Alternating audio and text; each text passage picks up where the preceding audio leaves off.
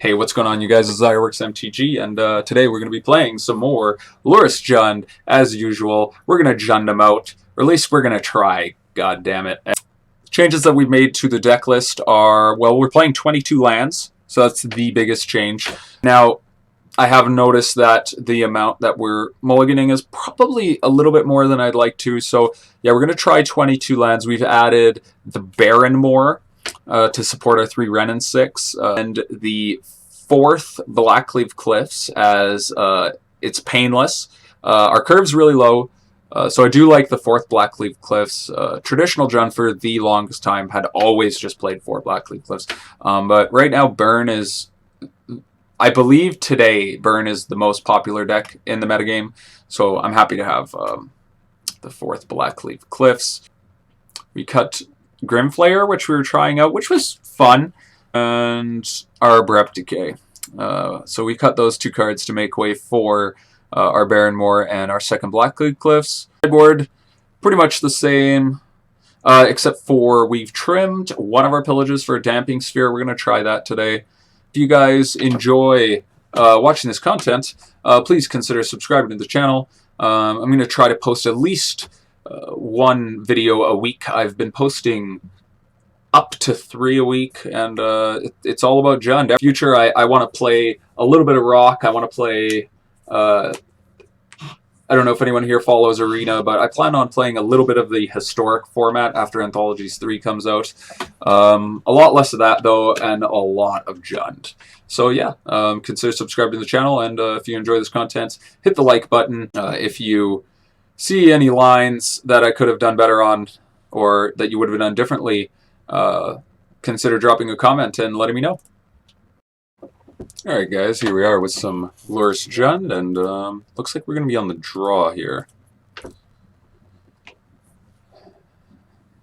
Okay. Cliffs, Barren Moor, bunch of green creatures. Probably shouldn't keep this on the draw.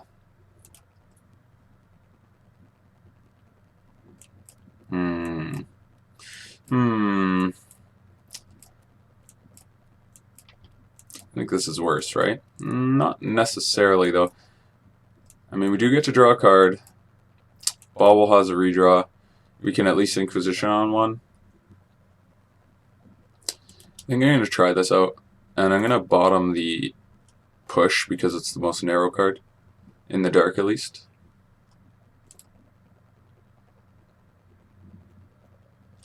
Or is this power plant? Okay, so our hand's not absolutely terrible if we draw a green source. Stupid Tron lands. Okay. We miss our green source. Seagate Wreckage.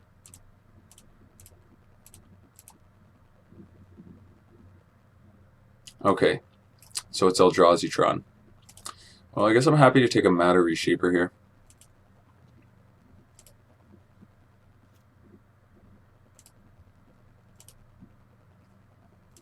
Okay, Bloodstained Mire, perfect. And it being Eldrazi Tron actually makes our Tarmogoyf a lot better.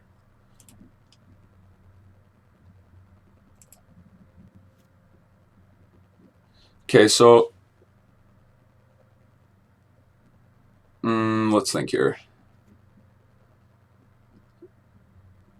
Is it worth trophying our friend here? Or we could just lay down a Tarmogoyf. It'll be a 4/5. It won't be able to block the Smasher for 1 turn.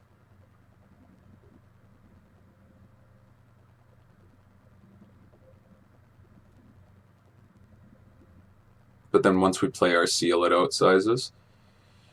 No. I think I want to, because we're going to be taking that 5 anyway. So I think what I want to do is I want to Assassin's Trophy him, prevent him from playing.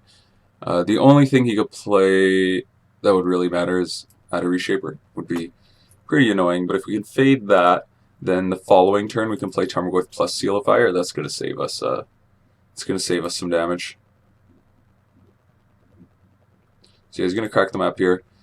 I'm sure he'll look for the last Tron piece. Yeah. So we'll hit the tower on his upkeep. Oh. Make black mana here.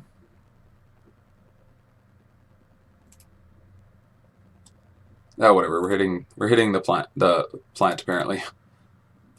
It doesn't really matter. Oh my goodness.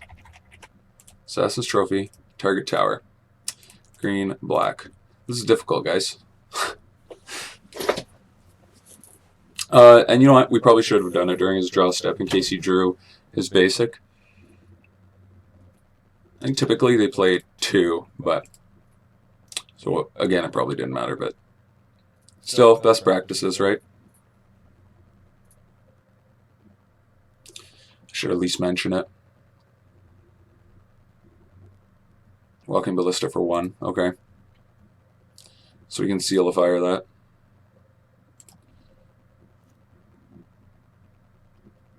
Which, I mean, I may as well.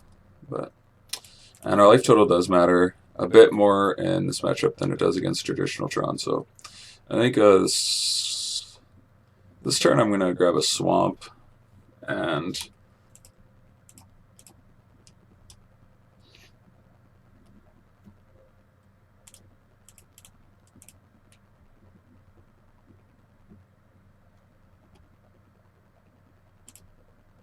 I'll pass back.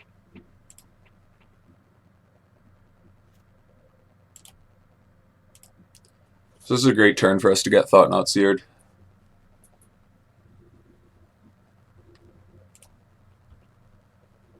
Like, great for us. We don't really care if he takes the Inquisition. Certainly trade Inquisition for Thought Not Seared. And that's fine, yep.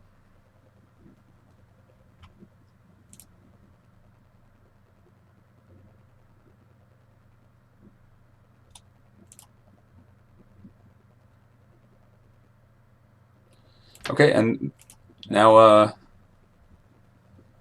going to make our Tarmogoyf into a 6/7. It's got Reality Smasher and an Unknown. I'm not sure if it's safe to start attacking, because he'll play that Reality Smasher and then we certainly start losing the race. We can play Lurrus and get our Bauble or a Seal of Fire back.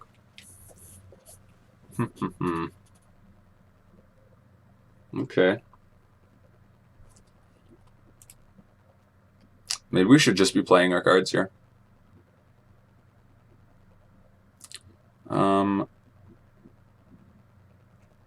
I think I'm going to Lurrus Bauble here. I don't think 2 damage is going to make a difference at this point in time. Let's get Bauble, see what he's got on top. If it's another Smasher, then we certainly don't attack. It's a map. Okay, so he's got Map, Smasher, Unknown.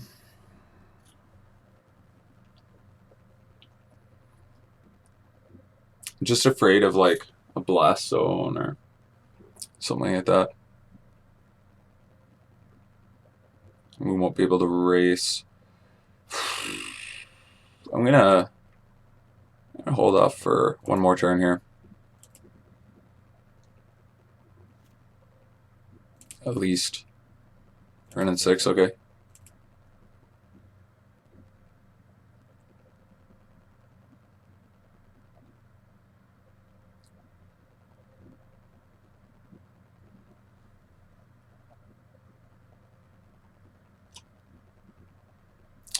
Okay, we see a map.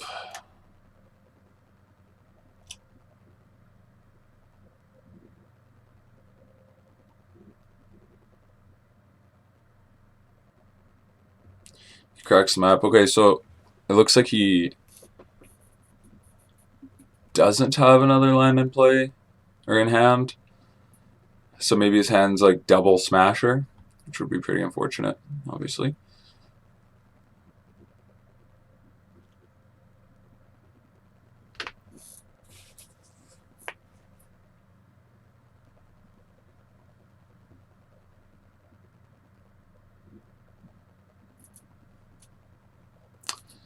So on my following turn, I think I can... Well, I'll play Wrenn and Six. I can get back my Seal of Fire safely without shrinking my Tarmogoyf too much if my plan isn't to attack. And we can try to set up a Seal of Firing this Thought-Knot Seer twice. Oh, okay, Kroxa. I like Kroxa. We can take both of his cards away with Kroxa here, with the Unearth. So I think that's just what I want to do.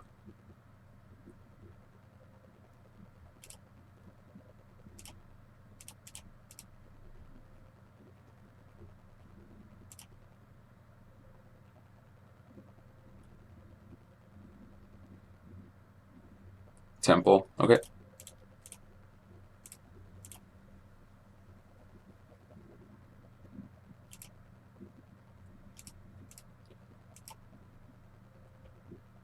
So we get the Smasher out of his hand. Let's play this Bauble, see what's on top, and then that's going to determine whether or not we attack. Another Thought-Knot Seer.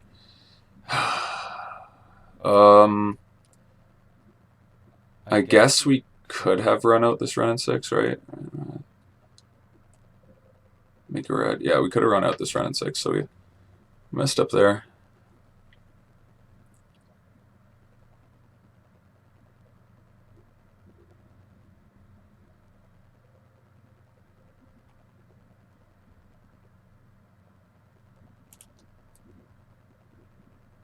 I'm going to send in this Thought-Knot, or this Tarmogoyf here.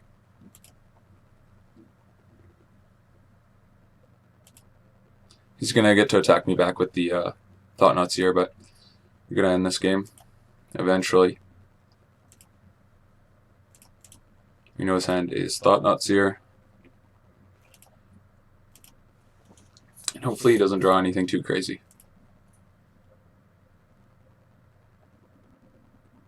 Smasher would be a nightmare. If he just goes Thought-Knot Seer, take my Wrenn and Six Smasher. It'd be really frustrating.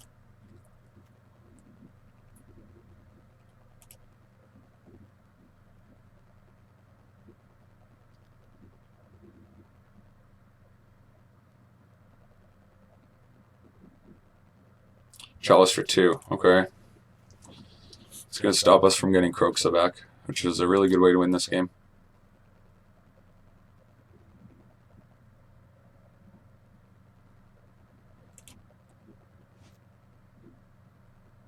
Barren Moor, damn. Really punishing us for not playing that Wrenn and Six. Okay, so I think here I'm going to play Seal of Fire. Because I want to set up being able to double Seal of Fire. He can't activate a Seagate Wreckage yet. He will be able to activate it on his draw step if he wants. Yeah, here we'll just pass. Start trying to kill these Thought-Knot Seers. So next turn we can Seal, and then Lurrus, bring back Seal.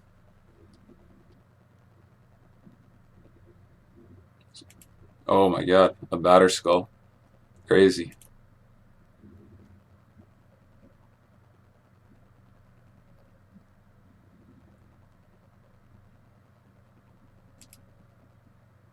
Main board Batter Skull.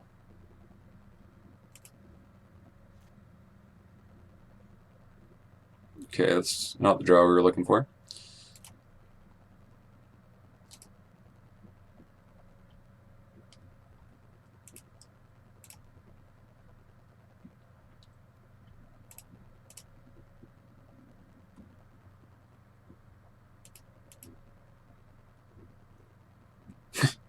Okay. It just means next turn we can kill another Thought-Knot Seer. So I guess it's not the worst draw we could have had.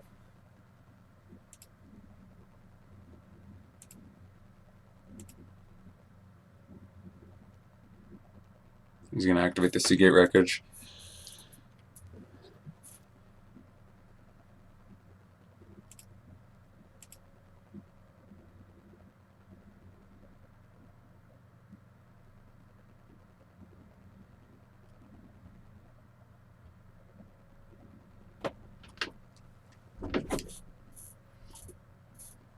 What's happening here? 7. Oh my god. Is it going to be a, the Wrath? I hope not. All is dust. Ugin. Okay. It's probably just as bad. Does it exile? Yeah, it exiles. Target permanent. I'm not sure if he tries to take our Tarmogoyf or our Lurrus here. I imagine that he kills something though. Oh, destroy target permanents. That's 1 or more colors. Okay. So he probably kills our Tarmogoyf because he's got the chalice up, right? Yeah, okay. That makes sense to me.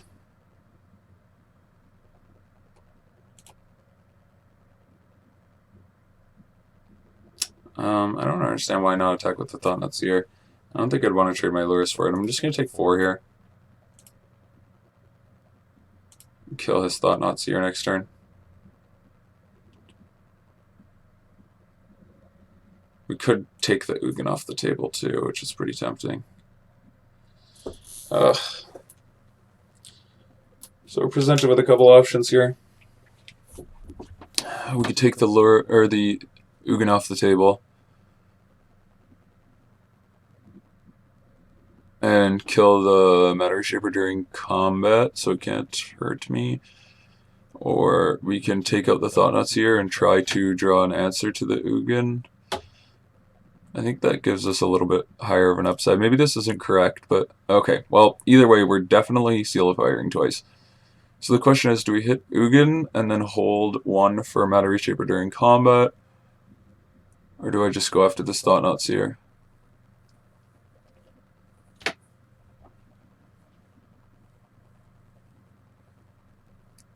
I can just...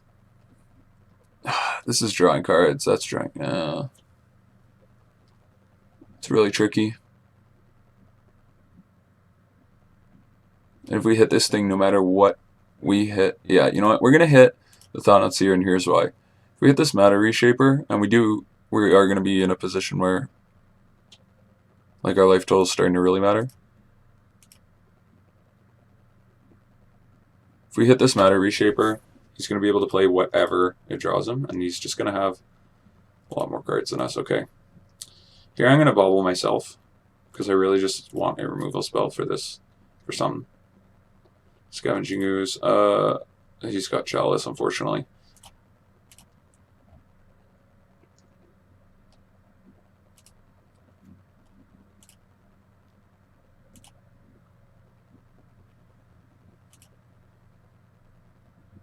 I'm going to play Verdant Catacombs in case we draw Fatal Push. So Bauble's going to trigger, give us something good. Okay. I think we're pretty much dead here. Chalice for 2, really locking down some of our good draws. K command would have been really sweet there. Could have taken out the Chalice and the Ugin.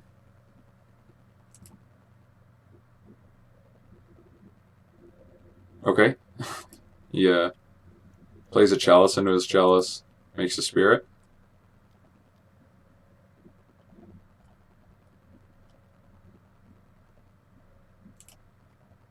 Okay.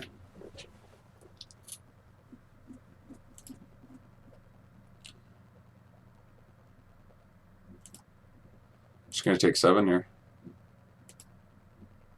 Lurrus is all we've really got going for us right now. Can't really afford to block anyway.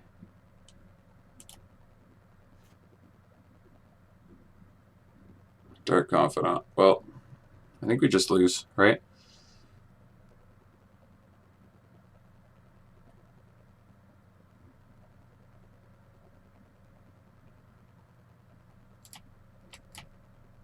Alright, let's go to the next game.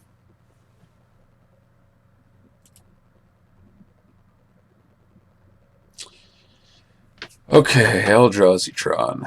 I guess we play Pillage and Cratemaker.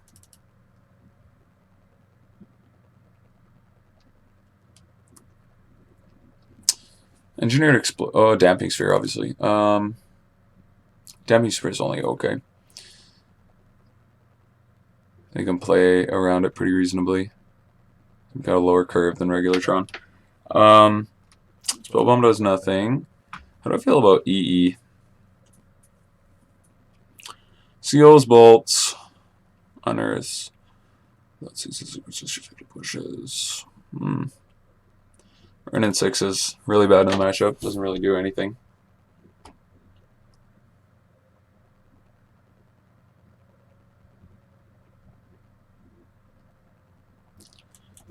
Trim a seal.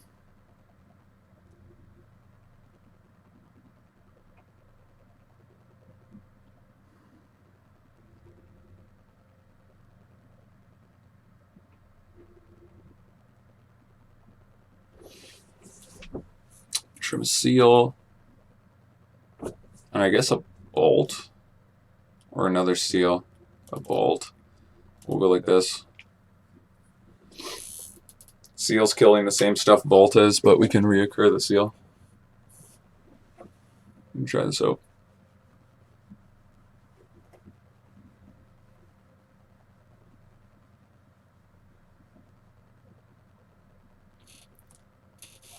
We can consider engineered explosives for taking out Chalice too, but we're not going to do that this game. I think it's reasonable though. Maybe we could have cut all Wrenn and Six and just brought in these EEs.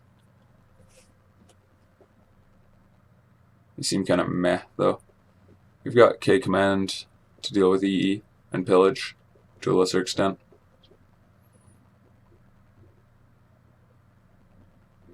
Okay, and yeah, I'd like to play first.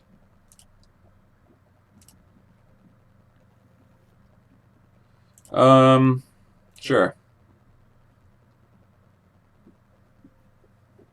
Turn 1 Thoughtseize into Tarmogoyf is kind of what we're looking for.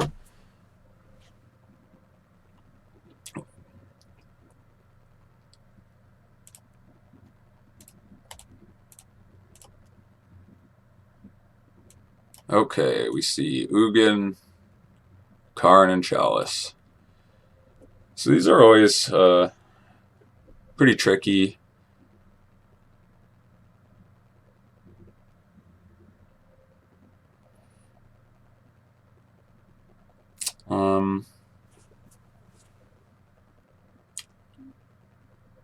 I guess I want to take the Karn here. I could play my Tarmogoyf under the Chalice. I don't really care if he Chalices for 1. I mean, like, it's kind of a bummer, but we've got Cratemaker to take it out if we need to.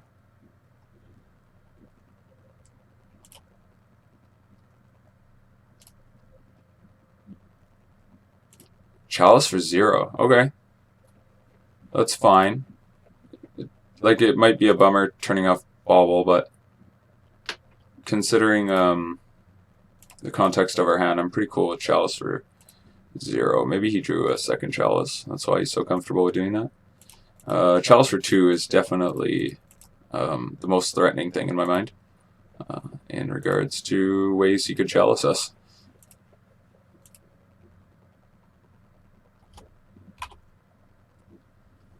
Oh, okay, so you drew the... oh, no, never mind. I got those two mixed up. Okay,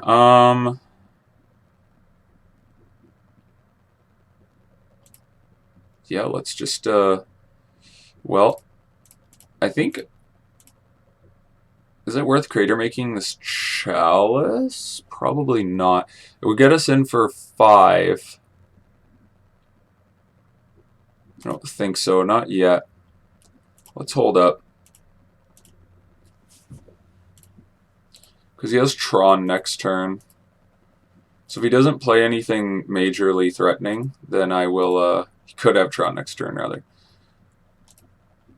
Okay, there's a Temple. And a Thoughtseer. So yes, I'd rather take out the Thoughtseer.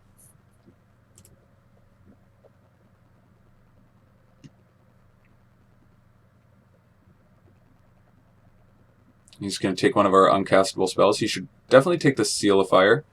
Yep. So has more Tarmogoyf growing potential.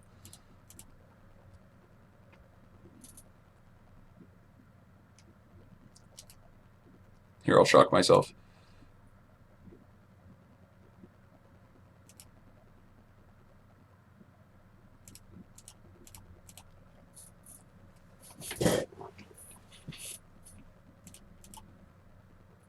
Ugh. That's not what we wanted. Another Goyf is good, though.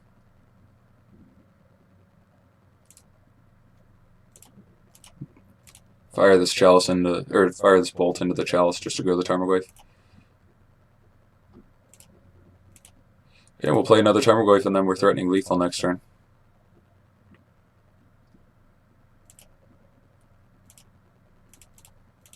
And that's how we typically win these games, just on the play with multiple Tarmogoyfs. You just have to fade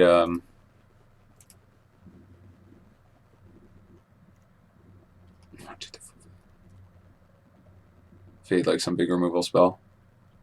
Smashers. I'm gonna buy them a turn.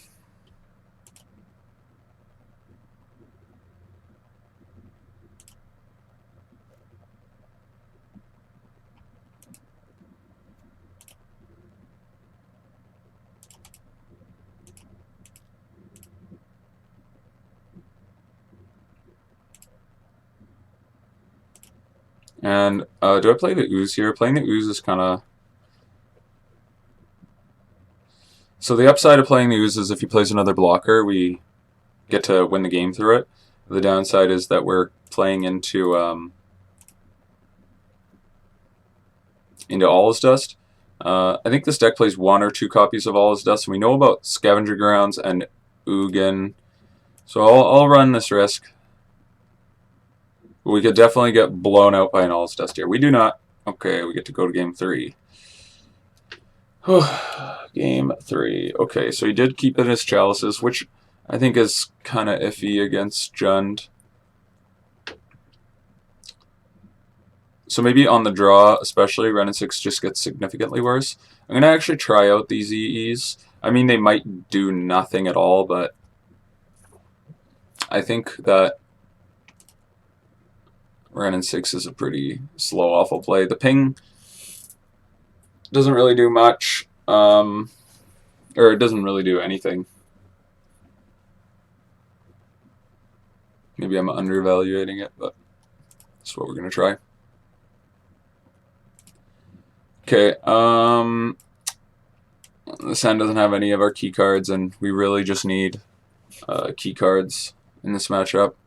We need Tarmogoyfs for a clock, we need Land of Destruction of some sort, that manner of cards. So while this is a functional hand, it's not what we want. Okay, I can keep this. We've got a Damping Sphere and a Thoughtseize. I'll bottom one of the 2 cliffs.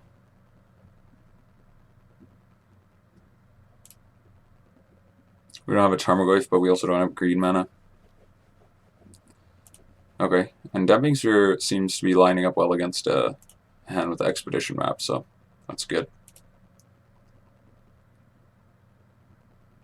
Okay, cool. Verdant Catacombs is not a bad draw. It's going to get us our green source. Relic, map, Chalice. Well, I guess the Chalice at this point is... Chalice is kind of a nombo here.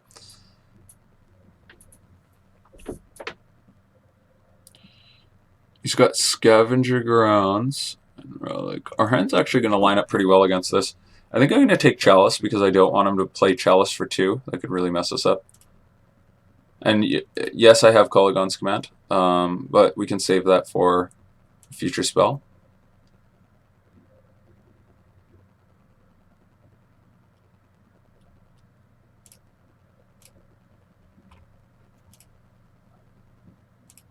I could see an argument for Relic, though.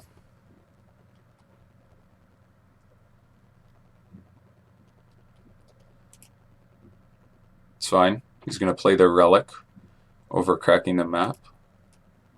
It's actually quite alright with me.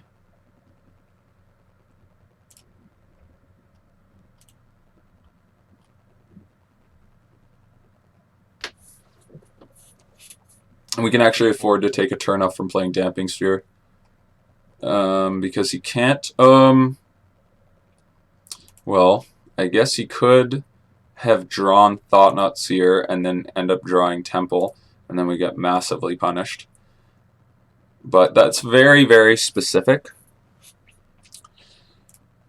So I think here we're going to take a turn to play Dark Confidant, because we need to draw some action. And we just hope he doesn't go Thoughtseize this turn. Doesn't look like it though. Yeah, okay, he's cracking his map. He didn't have any land in hand. So he's got multiple spells.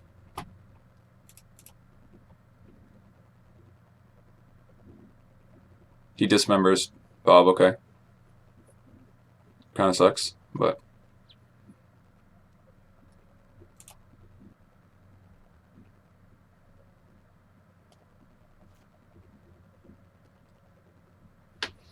Okay.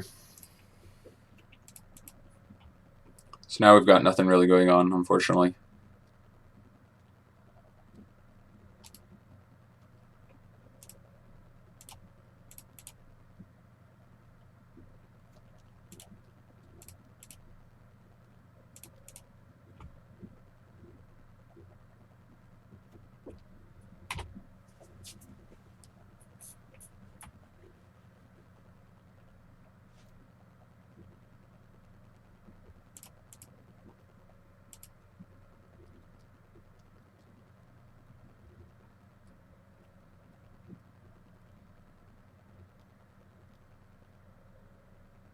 He's going to crack his map here.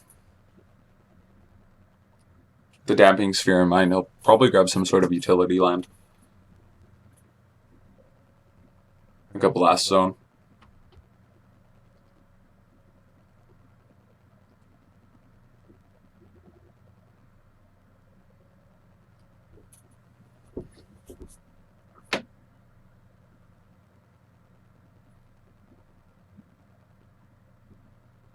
Here's his mine. Okay.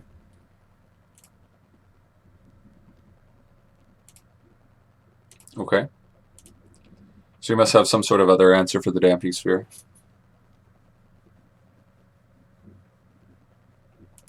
Or he's hoping to get lucky.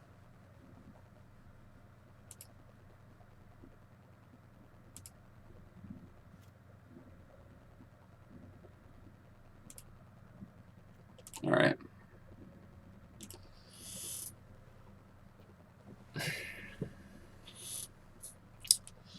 I'm going to play Lurrus here. See if we can force action on this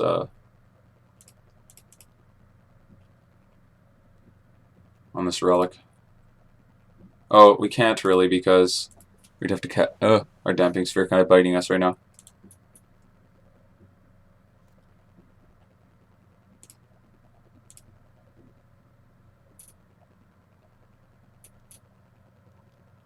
The other mode of Damping Sphere is that it makes... Okay.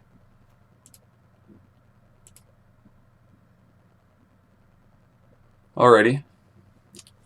Thoughtseize. So I can kill the Thoughtseize by casting my Inquisition next turn. And then he'd have to, if he wants to activate Relic to get get rid of anything, I can just lose my Inquisition.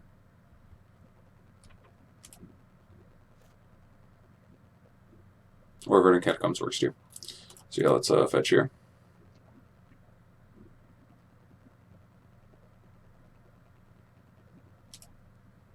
Go tapped Overgrown Tomb. Seal this Thoughtseize. Bring back the seal.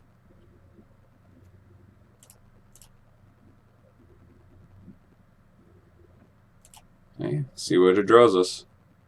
Kroxa's good. But not as good in the face of this relic. Let's attack here.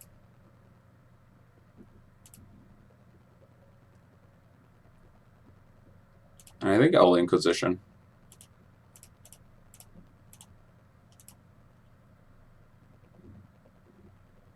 Take Chalice. All is dust. Okay, it's a little annoying. D4. So we've got to erase that all is dust. And I wanted to cast as many spells as I can here to try to force this relic. Because if we can force this relic, then we can make our Kroxa good. Yeah, if we can force this relic, then we can Kroxa bring back Kroxa. Like, I hope he just cracks his relic during my draw step or something, or cycles it now. He's also got Scavenging Grounds. So maybe Kroxa's just not going to line up no matter what. But if I don't think we'll ever escape Kroxa this game. But if we could as much as just bring it back with our Lurrus one time, should be some pretty reasonable value there.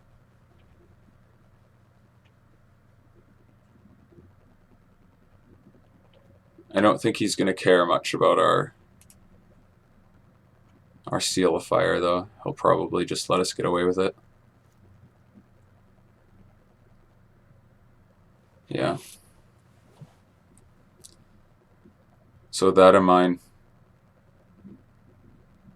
maybe I just play my Seal of Fire.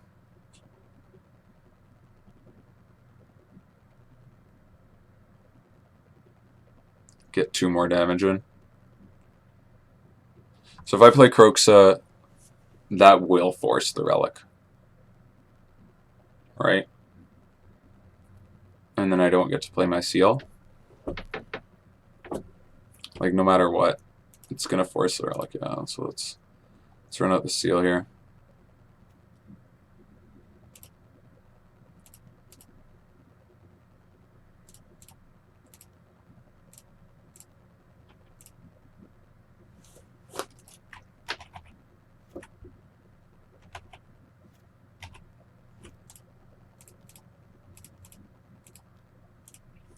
And then we'll hold on to Seal for his turn because we can turn on Fatal Push.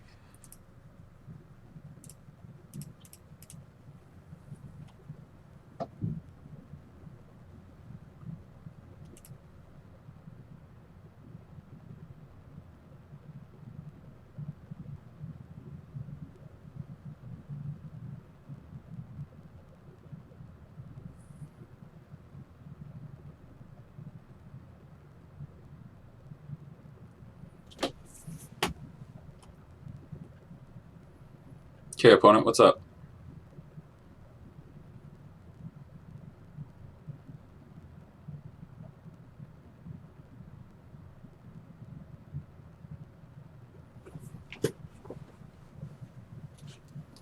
He discards the All Is Dust. What on earth does he have?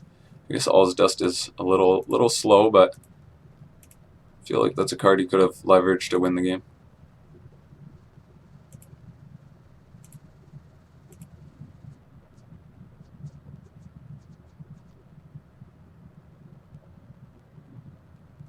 He's going to put a counter on Blast Zone.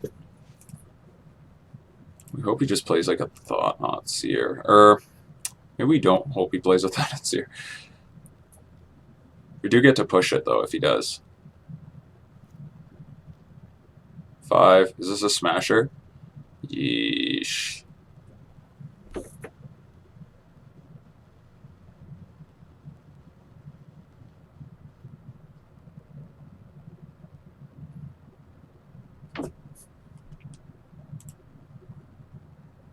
Okay, he smashes our Damping Sphere.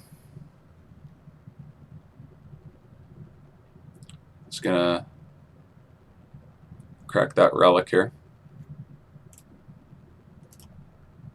Plays a second tower, so I could have to assume that his hand just has something insane in it. Like 2 crazy gas cards. Alright, let's seal him. And replay Seal. And attack him.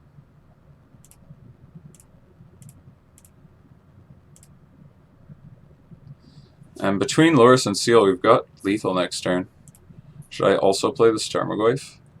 Because it would be creature enchantment. It would only be a 2/3 in a world where they kill the Lurrus, which isn't quite good enough, but it could open the door to, well, shut the door to Dismember. And yeah, I'm just going to run out this Tarmogoyf here.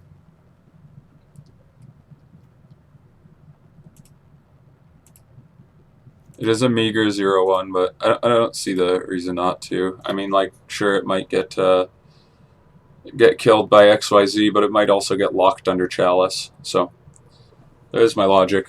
Let's just be mana efficient. Okay, another power plant.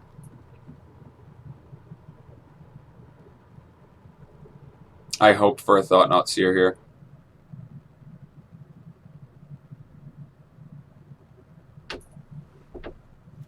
Like, please Thoughtseize me.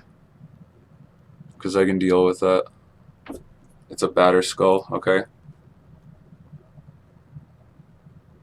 Okay, well I can deal with the Batter Skull too. I can push the Germ token.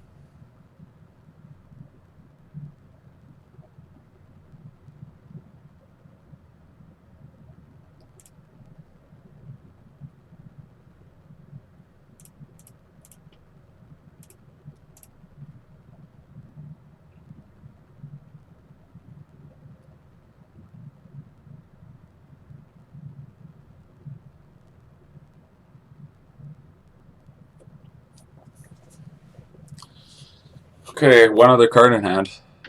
What saves them?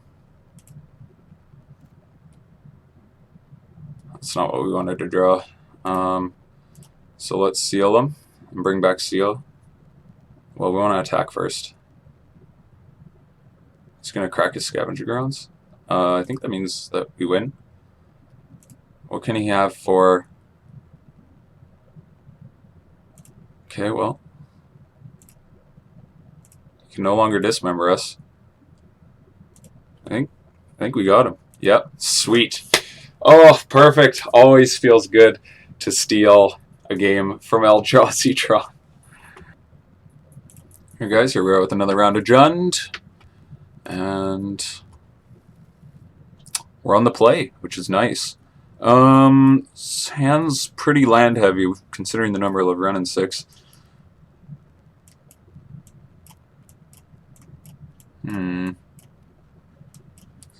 If we're against any type of creature deck, this is a pretty sweet hand. You know what? I'll keep it in the dark. It's functional. I tend to just keep functional hands in the dark. And then hope to get rewarded. Better to be lucky than good. Alright.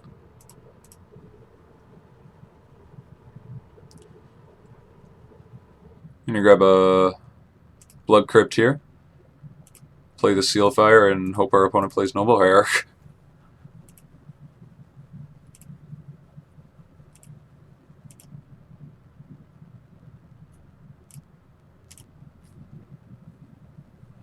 Okay, so this is looking like Ad Nauseum. Obviously our hand's going to be really, really poor against Ad Nauseum. Fatal Push does not help.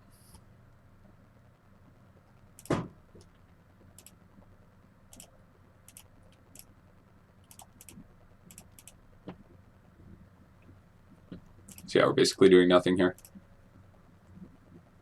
Just waiting to confirm this is in fact Ad Nauseum. It could just be some sort of blue-white control deck that's deciding to play Temples.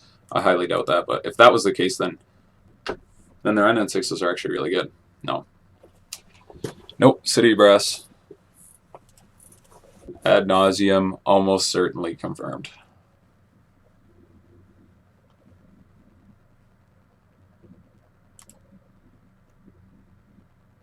Yeah, this is starting to look less and less like some sort of weird blue-white control deck.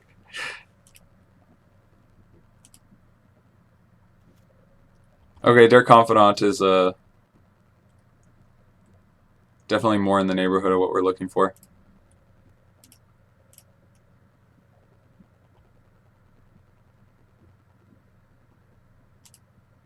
You don't care about our life total at all.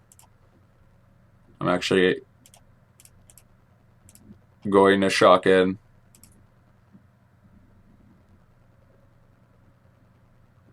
Just keep this up. I mean, like, Fatal Push probably does nothing, but I just figure there's no reason not to hold it up. Hold up the option of playing Fatal Push. In the event that our opponent plays something weird, miscellaneous thing.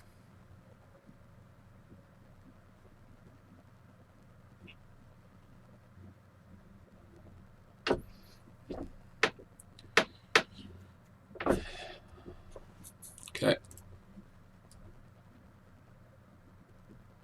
Temple of Deceit. They choose to put their top card on the bottom.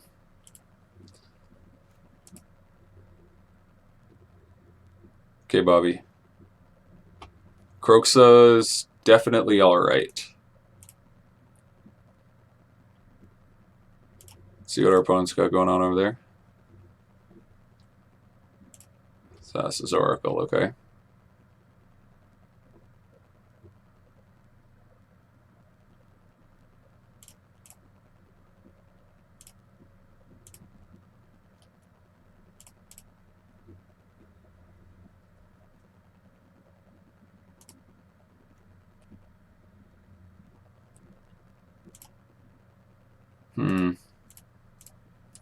I guess we'll join this.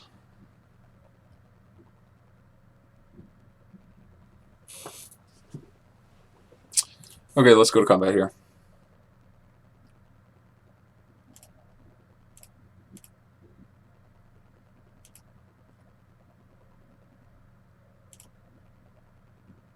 And here I think I'm going to play Lurrus.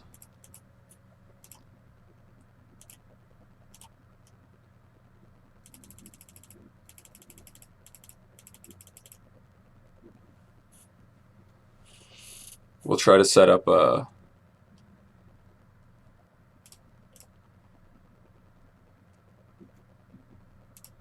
Kroxa next turn.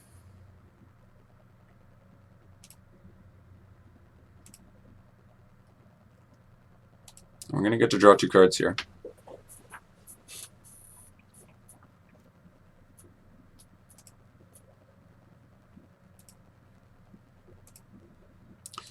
We win this game if our opponent just has like really bad draws. Kolaghan's Command's a nice one. Kolaghan's Command's definitely a nice one. Angel's Grace. Looks like he's going for it. I'm going to have 6 here. No, I'm not.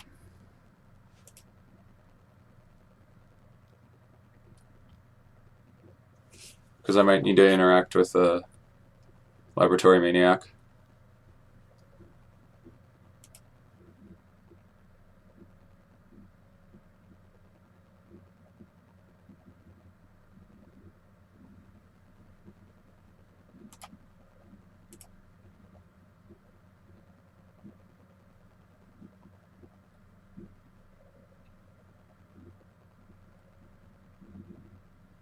Yeah, just in the event that I have to interact with Laboratory Maniac, we're going to hold up this Fatal Push.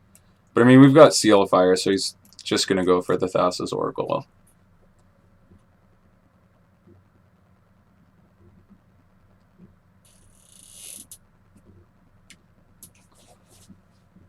He could Lightning Storm us, right?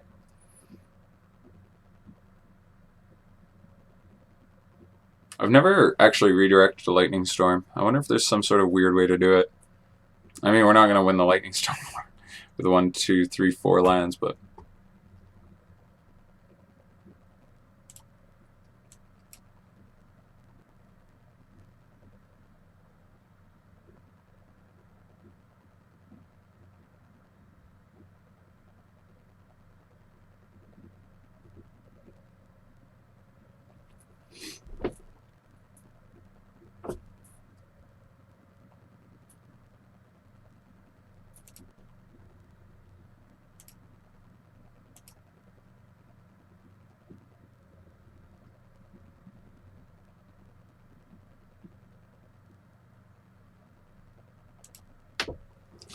Does it tell me when I can discard a land?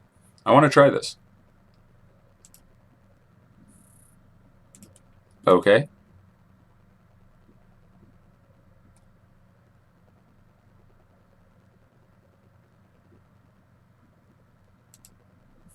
How does this work?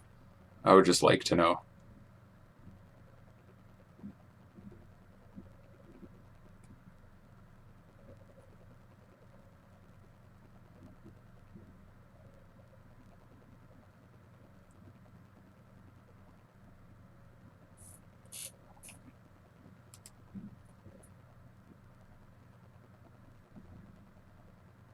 Three plus the number of charge counters on it, so...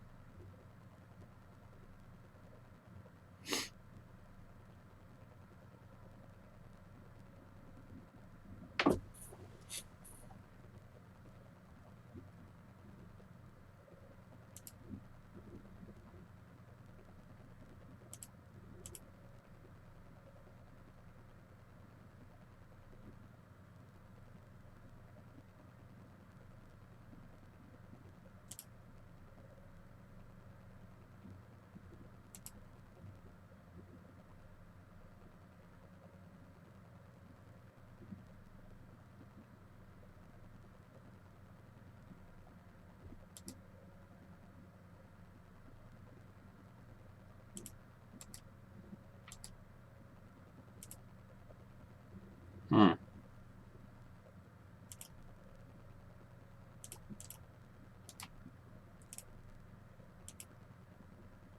How does this redirecting thing work? Is it gonna ever show me?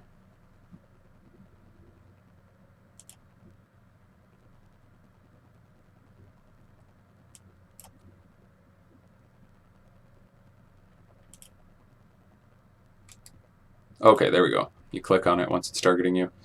So yeah, let's discard this mountain.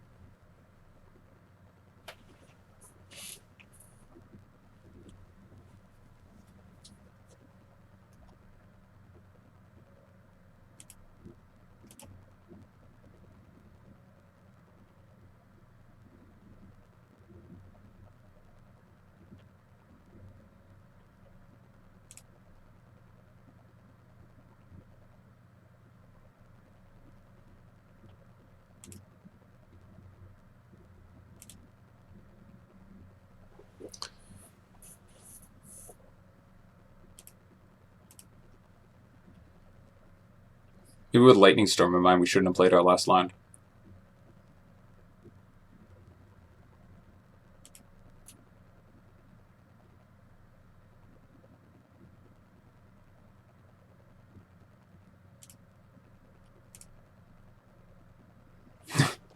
Are we gonna do this?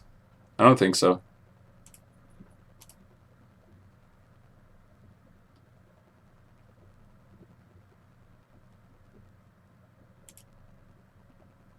Be really sweet if we did though, so we're certainly gonna try.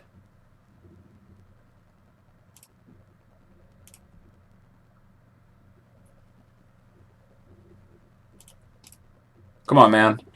Just let me have it. Nope. Okay. He chooses us, what? I wonder if one more land would have done it. I don't think so. 1, 2, 3, 4, 5, 6, 7, 8, 9, 10, 11, 12, 13, 14, 15. Yeah, no. Okay, so against ad nauseum, I guess we want pillages and damping sphere. Damping sphere seems pretty good. Collective brutality seems pretty good. Goblin Cratemaker seems like possible inclusion. We'll put it over here. E seems like a possible inclusion. We'll put it over here. We don't want Nihil Spellbomb. We don't want Wrenn and Sixes. We do not want...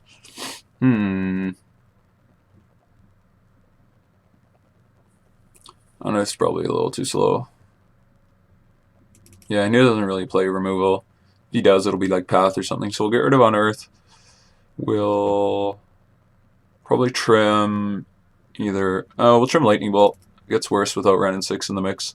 Over Seal of Fire, which we can still buy back with our Lurrus, and also it has potential to grow the Tarmogoyf. I don't think I should be playing Fatal Push at all. I'll run a Cratemaker and an EE. One of each. See how this goes.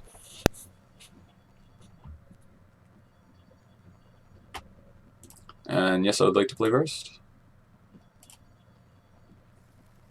Okay. EE is pretty fucking medium. But it can deal with a Lotus Bloom. I think I'll keep double hand disruption here. Scavenging Ooze is not impressive. Much rather Tarmogoyf, but we'll try this out. Got Thoughtseize into Brutality. We just hope to fade Leyline. We really need to fade Leyline. This isn't a super exciting hand, but I think it's keepable. We really want that turn 1 hand disruption. Our opponent mulligans to 6. Opponent mulligans to 5. They might 4. Okay, so at this point I think they're pretty much just looking for the Leyline, right? I don't know much about these combo decks, but I do know that this is what I don't like about Leylines, is when you mulligan so aggressively just searching for it. And like, what if he didn't find it? What's he gonna go to 3? He's gonna lose. Okay, so yeah, like he finds the ley line, but now he's got 3 cards left in his hand. Like they have to be perfect, right? I mean, yeah, you got the ley line, dude. Sick.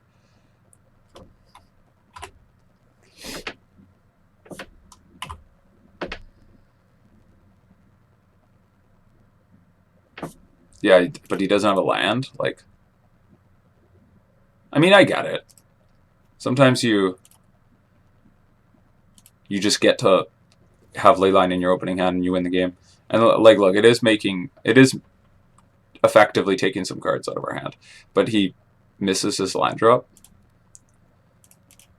Okay, and I mean, to be fair, our draw's pretty mopey, so he could get there if he's got key cards in his hand and he draws a land like right now. Okay, step 1. Step 2.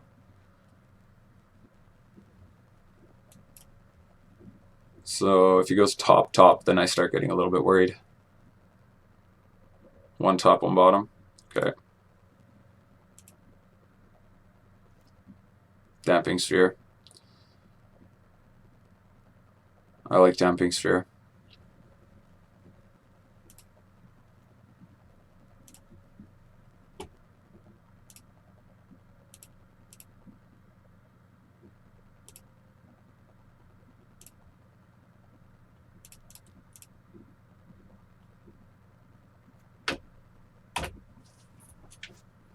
So that's going to stop him from being able to cast multiple spells this turn. If he's got Serum Visions, he's got to stop right there.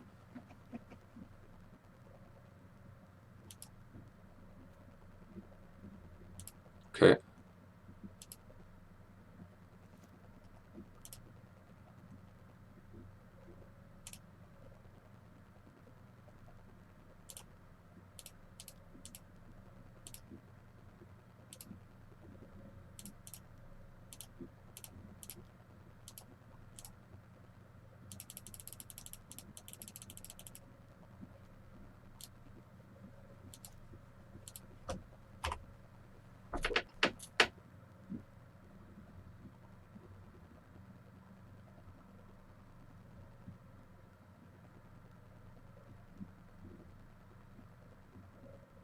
A second Pentai Prism. Okay, now I have to consider engineered explosives.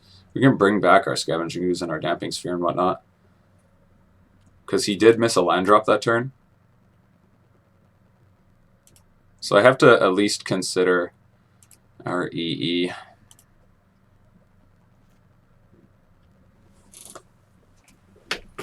Okay, let's attack.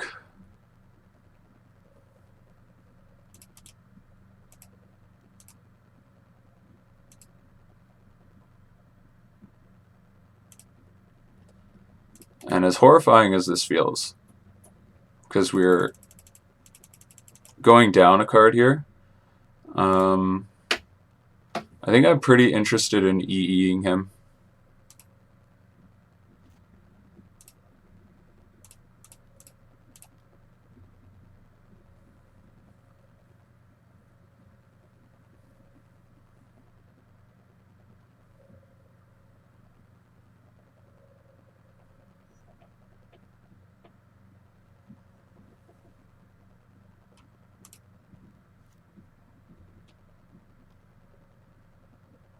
Okay.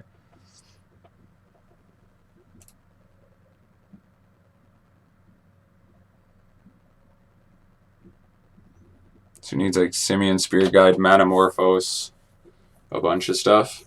Which, I mean, he might just get right here.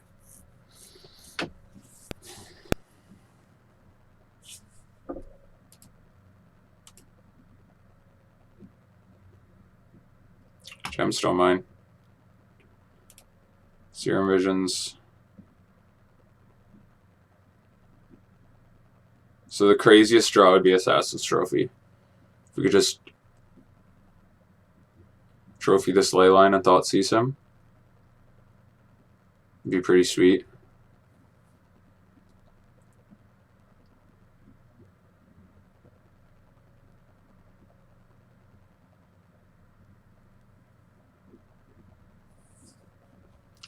2 cards go to the bottom. So he's missing something. Or he has it all. Definitely not combo pieces in any case.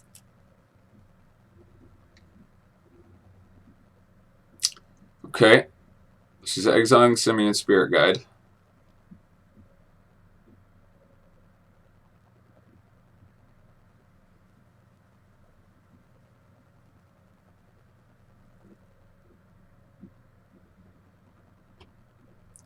He's going to play another Pentite Prism. Okay.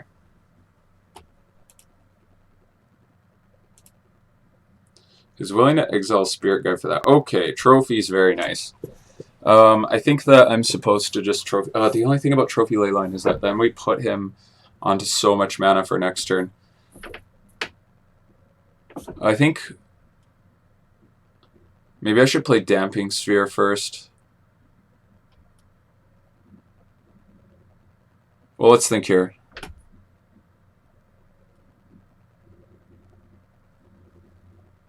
I mean... okay, let's attack first.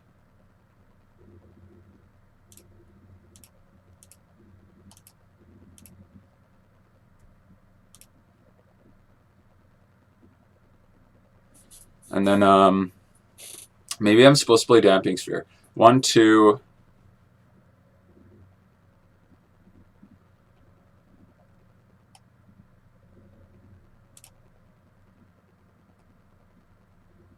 I think I can buy that.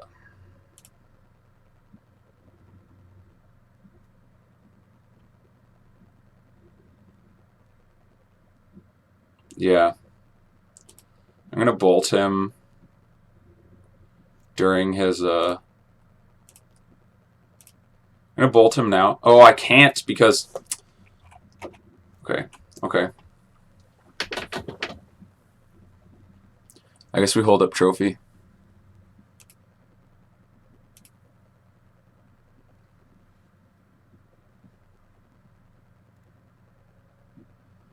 Okay, so 1, 2, 3, 4, 5, 6. So he can't actually do it. Not this turn. So Trophy the Leyline on the end step. This actually worked out just fine. Yeah, because we can Trophy the Leyline on the end step, and then that allows us to cast multiple spells during our turn. We can cast Thoughtseize and Brutality during our turn. And he needs to hold up Angel's Grace for our turn in order to stop Lurrus from killing him. Okay, so we see a Thassa's Oracle, which we can bolt.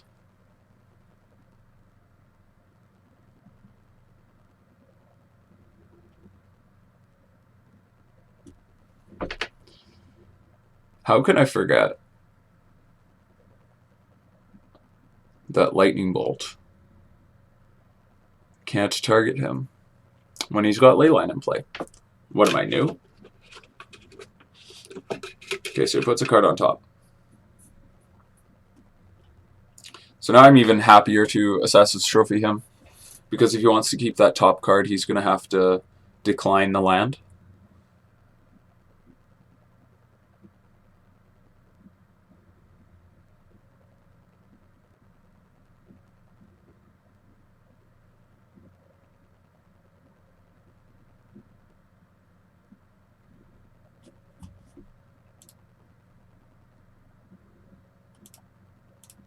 And also it's going to turn on our...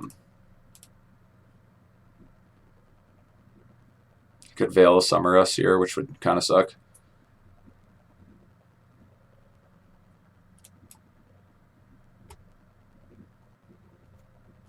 Okay, so our Lightning Bolt's online.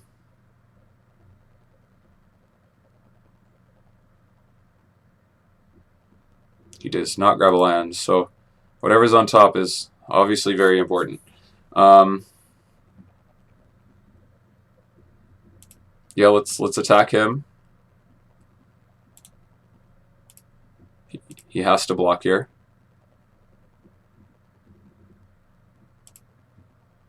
Then we'll bolt him.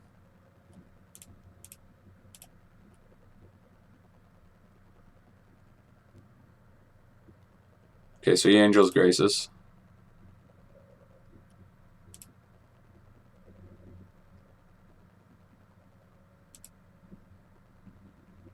And, I guess we Thoughtseize him now.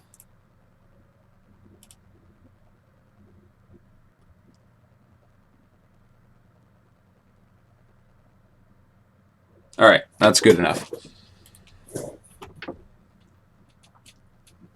Alrighty.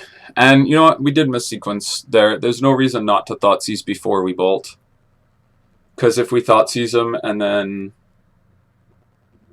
we take a combo piece, we can bolt him during his draw step, forcing the Angel's Grace, and then that ties him up on mana even harder. So definitely hand destruction first was the correct play. So I do make mistakes,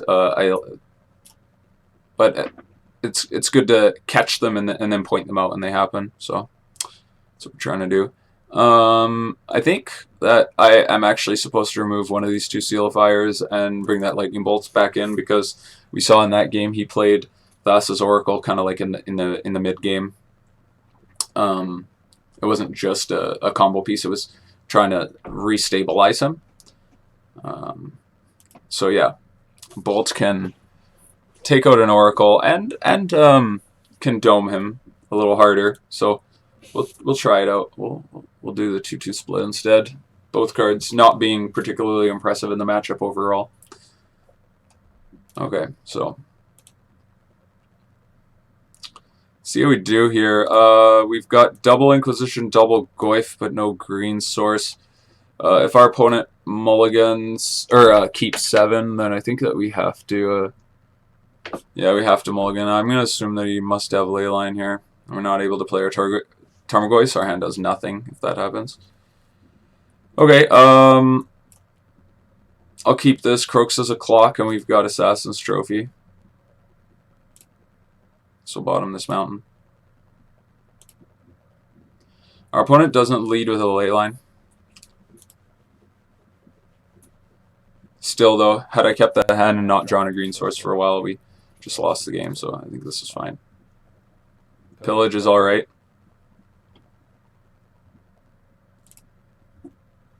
Only alright, though. It's especially alright if he doesn't play any of his mana rocks and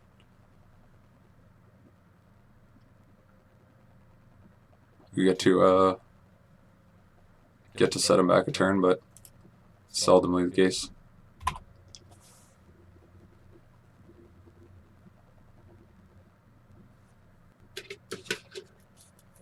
Opponent kept 7, so that's pretty scary. Another temple.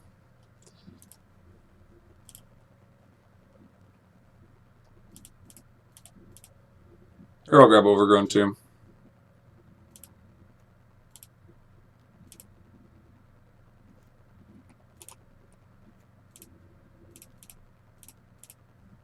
I'm just going to play Kroxa.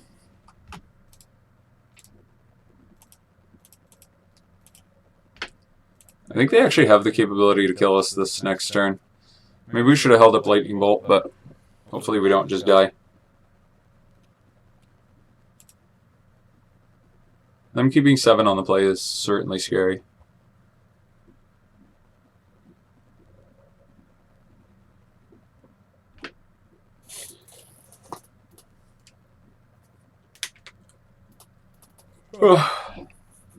We hope that he just kept something mediumly, like just a functional 7 to avoid the happenings of last game. There's a Prism.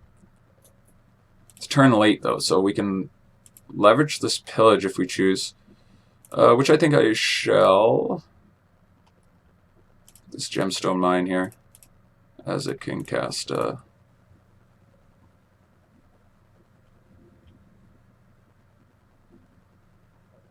You can cast Veil of Summer. I mean, so can the Prism, but it's probably correct.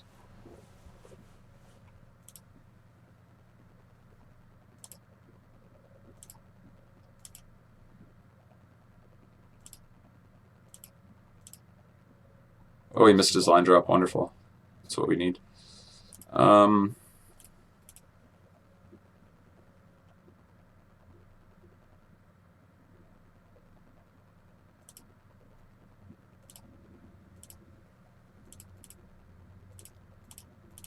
Here, I'll play Lurrus.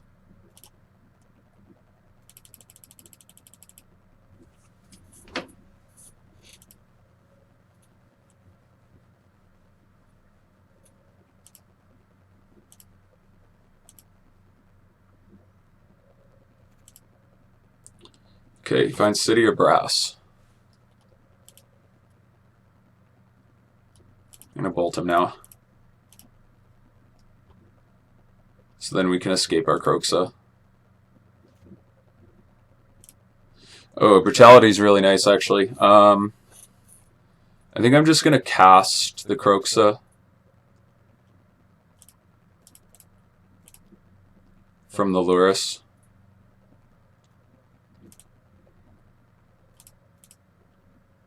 Maybe we should have led Brutality. See what happens. He discards Angel's Grace, so he must have another one of those effects. Let's go to combat, I guess.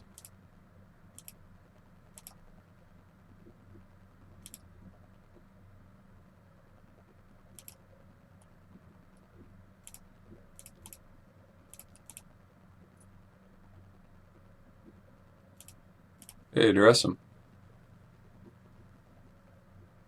Might get Veil of Summered here, which would be a little annoying. Looks like it. Yep. Obviously annoying.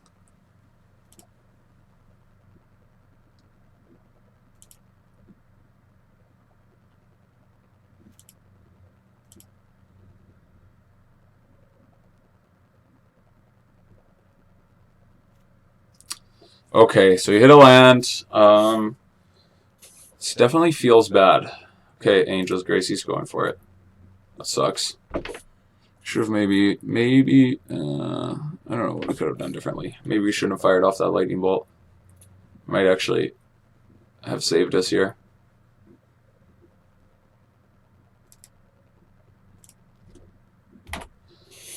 Okay.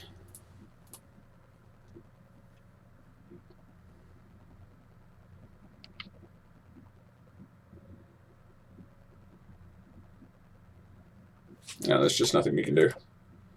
Alright, GG's.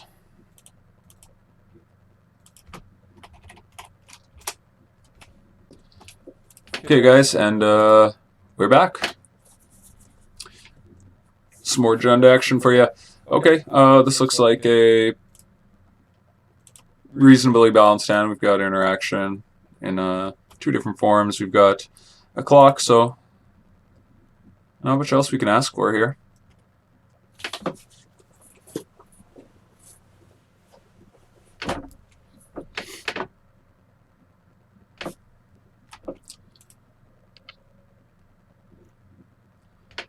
Basic Forest into Arbor Elf. Okay, so this is looking like the new Aponza deck. Yeah, they've got Obosh.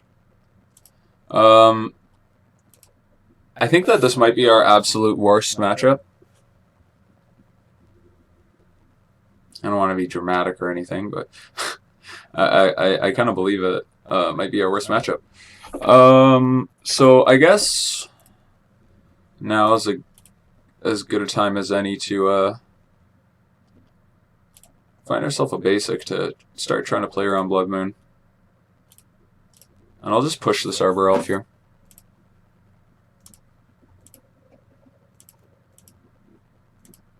Especially on the draw, this matchup's not a fun one. Utopia Sprawl, sure.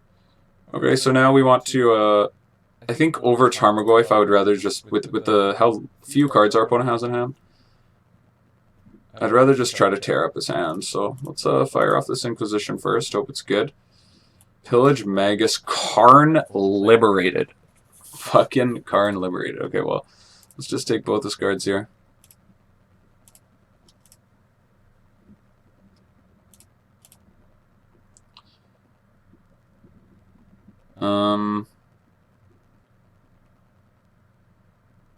Let's actually take the Karn.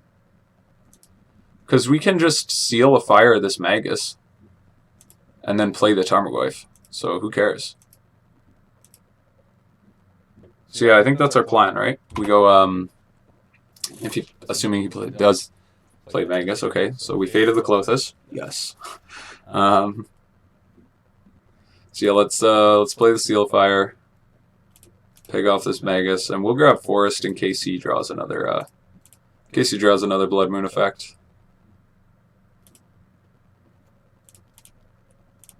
Okay. So this is looking like a game that we could actually win. We've got a 6/7 Tarmogoyf. Very real clock. Seasoned Pyromancer. Well, that's a good card.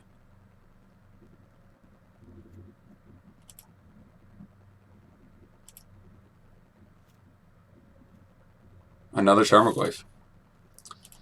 Well, not going to complain about that. Wow. Okay. Okay. Strange. Obviously a little out of date here. Okay, let's attack with the Tarmogoyf.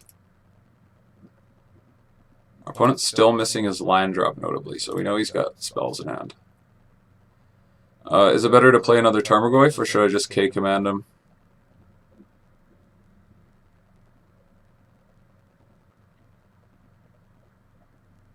I don't think K-command's really worth it right now. Let's get this Goyf down.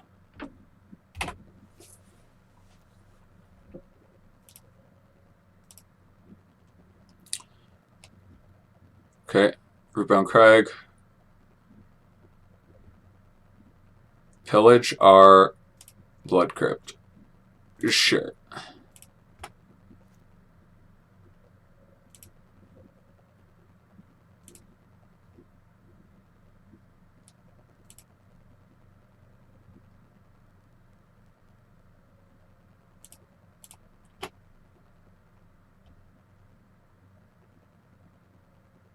I guess I'll grab a Stomping Ground. A little awkward because we can't play Lurrus off a Stomping Ground.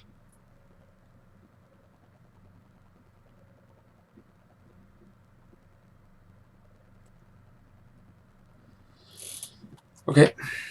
Let's start trying to win this game.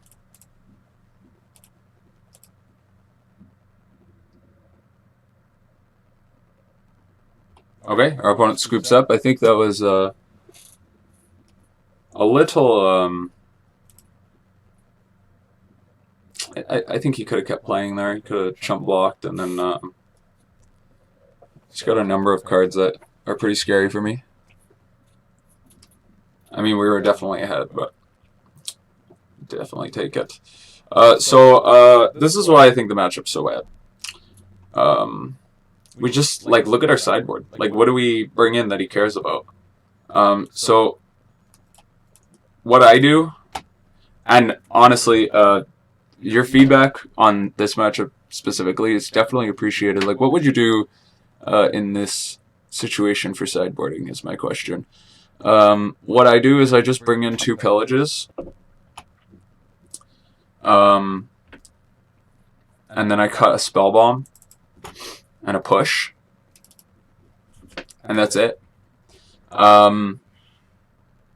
Yeah. I hate this matchup so much. We don't really have anything super exciting to bring in, like pillages. Ultra medium. Granted, this version's a little bit different. It would seem it's playing that Planeswalker, so I assume that means it's also playing Emrakul. It's also playing Karn Liberated. I don't know how common these versions are. I have seen versions playing the new Planeswalker Lukka. I don't remember how to pronounce it. I've never cast that card or played against it ever until now. It's the first time I've seen it.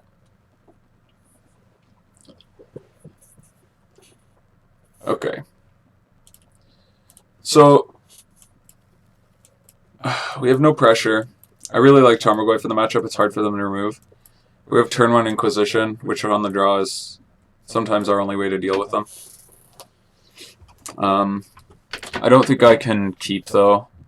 We're land heavy, too, so we line up against land destruction. Okay, so the positive things about this hand is that it has turn 1 hand disruption, which I think is incredibly key. And it being land heavy isn't the worst. But we don't have a clock.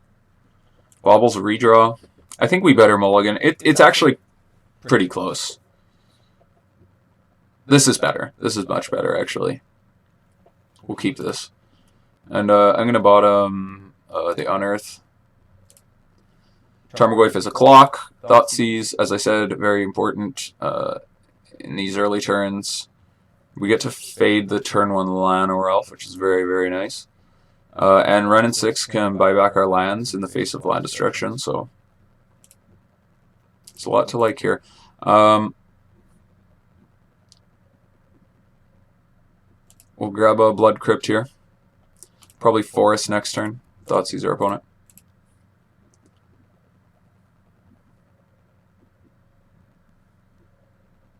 He veils us. Okay. I guess we should have saw that coming. But that's okay. That had to get out of the way anyway. We know that he's not going to have a very exciting turn 2. Okay, he plays Arbor Elf.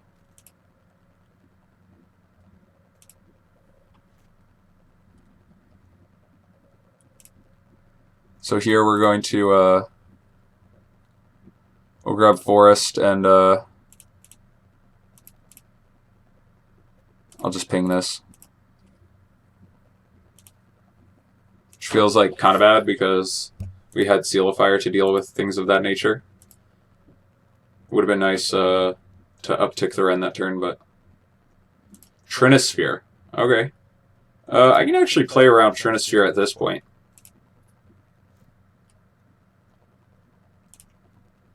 I mean, it definitely kind of sucks, but makes Lurrus so bad.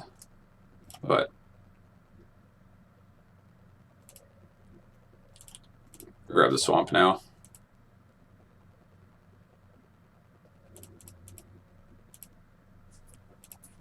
And play the Tarmogoyf.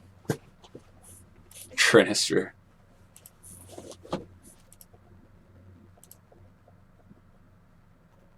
Trinisphere, very powerful magic card.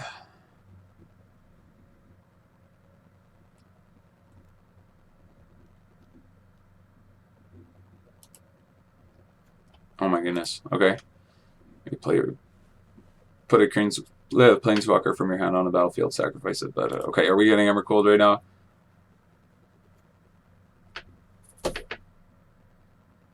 Yeah. Yeah.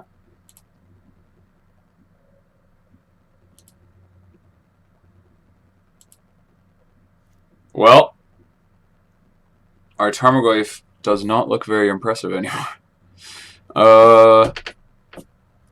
They're just dead. Nothing we can do about that. Get Emmercold.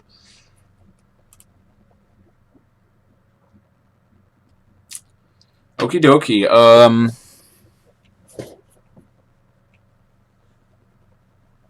So, Cratermaker might be with Trinisphere in mind.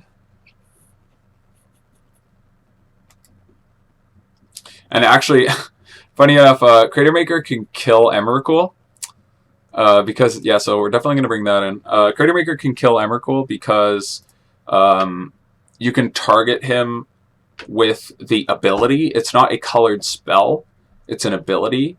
So we can, in fact, kill an Emrakul with a Cratermaker. So that's hilarious. We'll cut the second Fatal Push, and we'll try that out.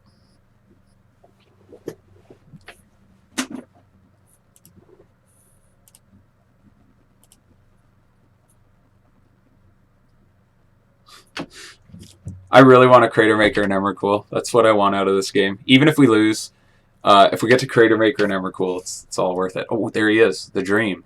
The dream has begun. We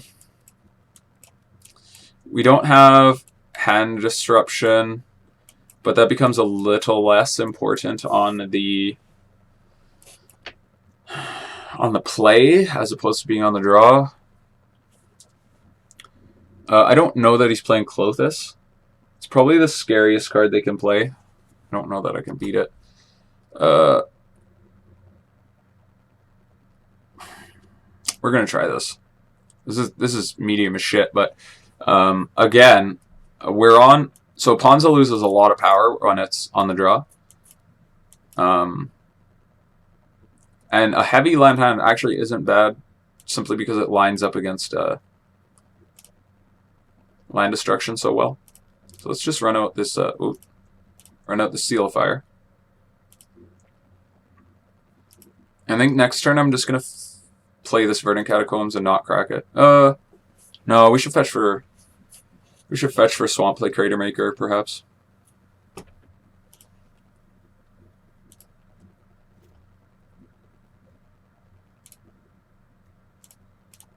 Yeah, we'll do that.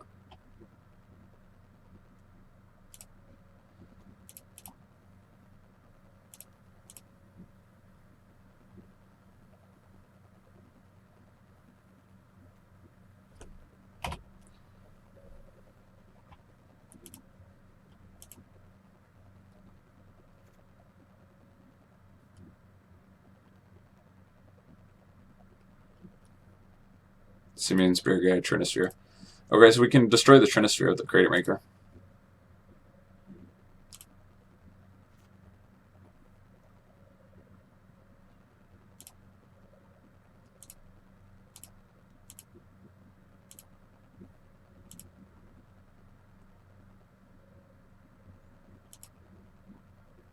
Oh no, we didn't. Oh, mega punt. I'm so sorry, guys. I thought we were in a different phase. Okay, so actually, he missed a land drop. So that could just be our saving grace here. Okay. I'm so sorry, guys. That was such an ultra aggressive punt there. Okay, so let's go to combat. This time we're not going to... Yeah, I just clicked through our turn. That's definitely not... Be careful there. Okay. Jesus. Okay, so Trinisphere might actually be helping us more than it's helping them. So we're going to leave it on the table. Return this Verdant Catacombs. And we're just going to hang out. Just for now. We can kind of kill the Trinisphere at our leisure. Sweet. And that's it. Okay, so... I'm happy to kind of luck sack a game from this deck because honestly, I feel like these Obosh decks are just terrible matchups. So yeah, sweet. We get to steal that game. Alright guys, and welcome back to the league where we kind of do everything backwards, where we win all of our terrible, unwinnable matchups, and then we lose our matchups that... we're supposed to win. Zidra. Okay, so this companion is really sweet. I'm actually excited to play against... Like, I am on the ban camp of hating companions as a whole. But this, I feel like, is a huge win in the world of companions. Because the restriction, it seems like pretty real and creates... like interesting deck building, whereas like our deck is not very restrictive at all. But I digress. This hand, I think that I want to keep it. I think that Kolaghan's command should be pretty good. I think I don't know exactly what they're gonna do, but Kolaghan's command can kill creatures and artifacts, and I would imagine this deck might be playing some artifacts. Yeah, let's lead with this Bloodstained Mire. And we're going to grab Overgrown Tomb on the end step. I think our hand's fine. It'd be a lot better if this Scavenging Ooze was any removal spell. Okay, Island. I didn't see that coming. Now I'm real curious. Get some kind of cool brew, which I do appreciate.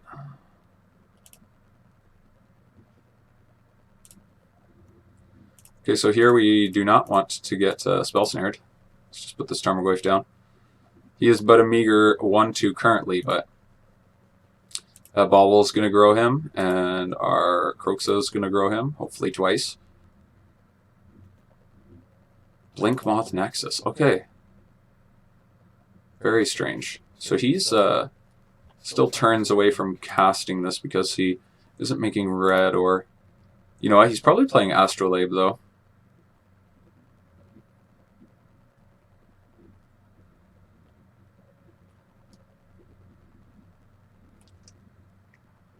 Okay, so I think I'm actually not going to play Kroxa this turn.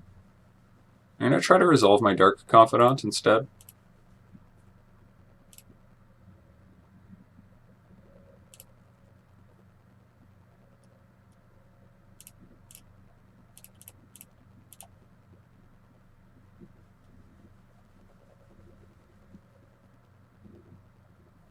Metallic Rebuke, okay.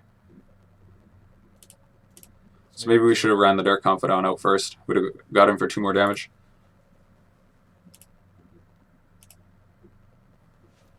I guess I should be saying what I'm thinking. My thought was that if the Tarmogoyf gets killed, I would rather have the Dark Confidant on board anyway. Because our opponent seemingly can't really pressure our life total very efficiently. Okay. Let's get in here with the Tarmogoyf.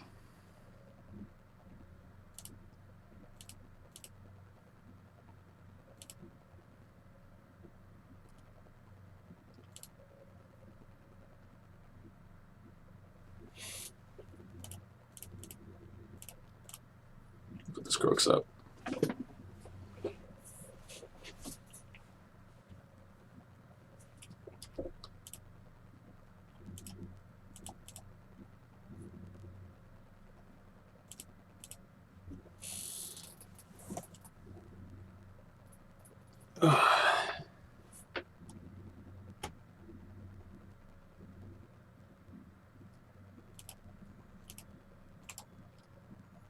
Crypt Reacher has pay 3 tap.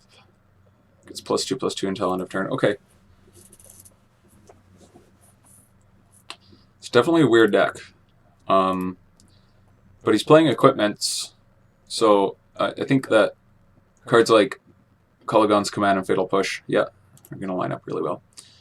Okay, so I still don't know exactly what our opponent's doing, but again, cards like Kolaghan's Command and Fatal Push and Seal of Fire, I think that all those cards will line up well. We saw Blink Moth Nexus, so we're going to keep in all of our removal type cards. He's playing Mystic Sanctuary, so that gives our Scavenging Ooze and our Spellbomb a little more value. So we know...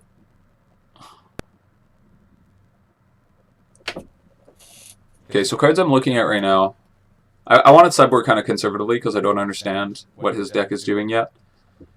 So I like the idea of Cratemaker. I like the idea of Boil, since he is playing... he is a Mystic Sanctuary deck. So I like Cratemaker and Boil, and I think maybe that is all that we'll bring in. I'll cut Unearth. I didn't see our opponent really play much removal. And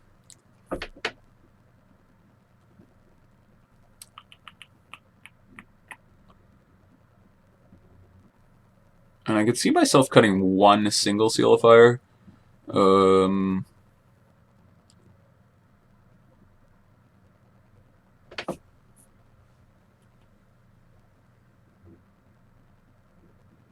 You know, I'll remove a Fatal Push over Seal of Fire, actually. We'll run 1 Fatal Push.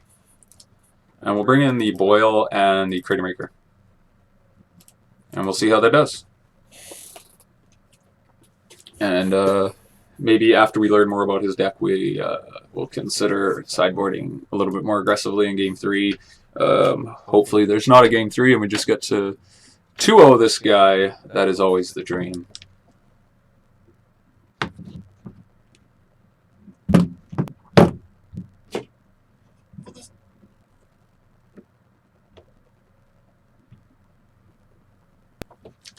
All right.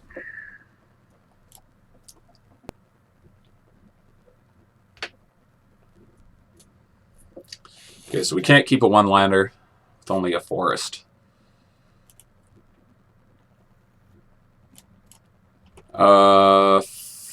Can't keep that either, really. Oh, jeez. Come on, magic gods. Okay, well, let's consider this here. I guess we have to keep. I don't want to go to 4. Yeah, I guess we got to keep here. A bottom push and seal. Yeah.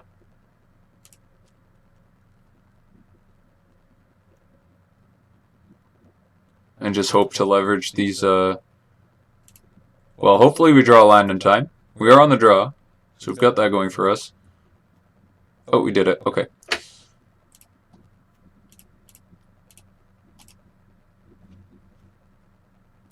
Oh, Thopter. Okay, alright. So this is a little bit different than what I expected. He's also playing Emery. Is he going to be able to cast Emery next turn? No.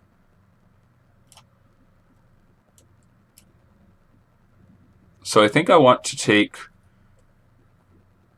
Okay, let's think here. He goes second land. Oh, he can cast the Emery next turn. Jeez. So do I take Emery or do I take the Thopter?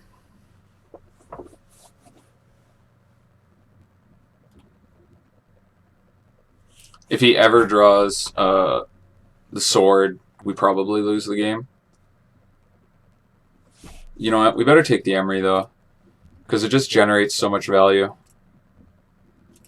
Yeah.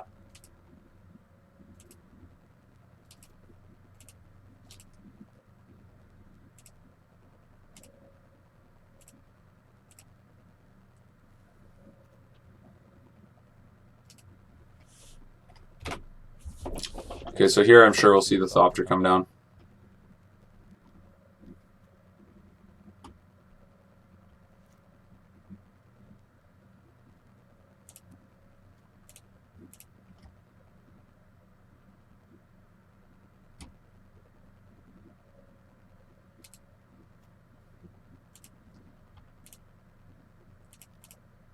I'm gonna play Wrenn and Six here.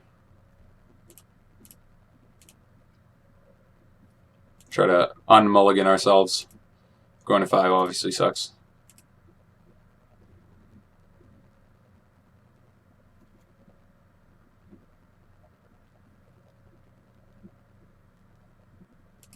Yep. Now, discounts things. Target creature can't block. Activated abilities cost 2 less to activate. Okay. So, we need to Thoughtseize him to take away that sword. Because the sword's just going to beat us up. Oh man, he drew this too, to shrink our Tarmogoyf. Oh, that's annoying. He's still got to take the sword. It's just a more powerful card.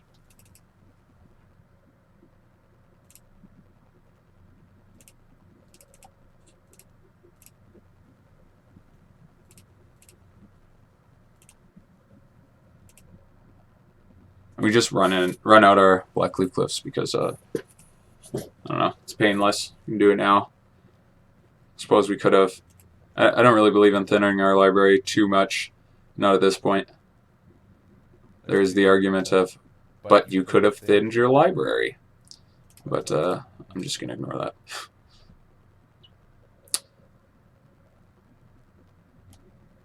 He activates Blinkmoth Nexus. So here, I guess he just wants to attack our Wrenn and Six. If he sends in both, we can't really block for Wrenn because he's got the Lantern. Okay. He doesn't, so Wren's going to just take 1 here.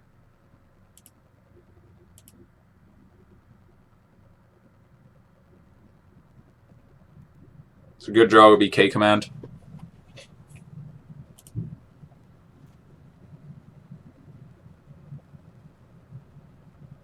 It's going to Bauble. That's not K command. But it's not the worst. It could actually force action on our on his Lantern here. because we get to play Lurrus this turn. He's going to find another Thopter Foundry. Okay, so let's run out our Lurrus.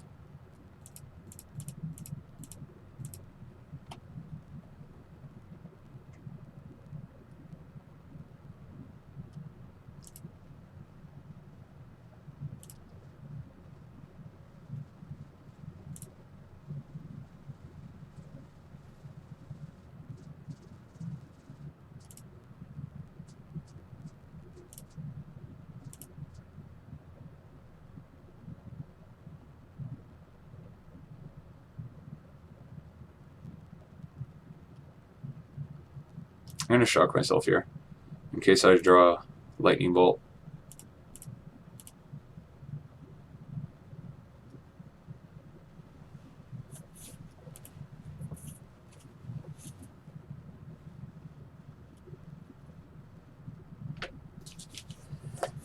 And do I want to attack with our Tarmogoyf here? I don't think so. Leave it to block.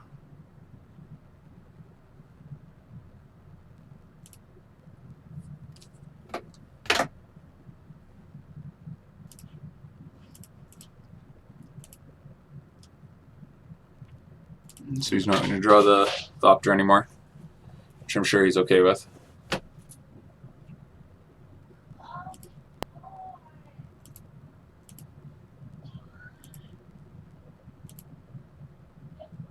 We did not draw our Lightning Bolt.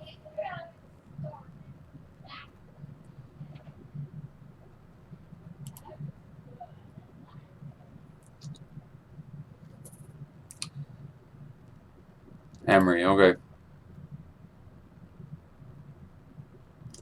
Okay, fine. So, oh, and engineered explosives too, and a sword. Oh my god. Okay, so I can feel this game slipping away.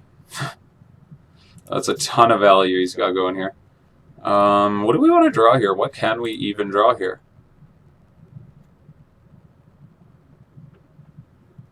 This is gonna be very, very hard to overcome. We're almost at scooping point.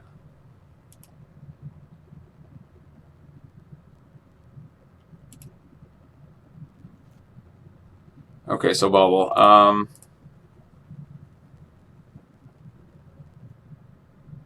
Bauble me. Barren Moor. I don't think I'm interested in Barren Moor. I need something now. Bauble him as well. Flooded Strand. Okay, so grab a swamp here. Buy back Verdant Catacombs.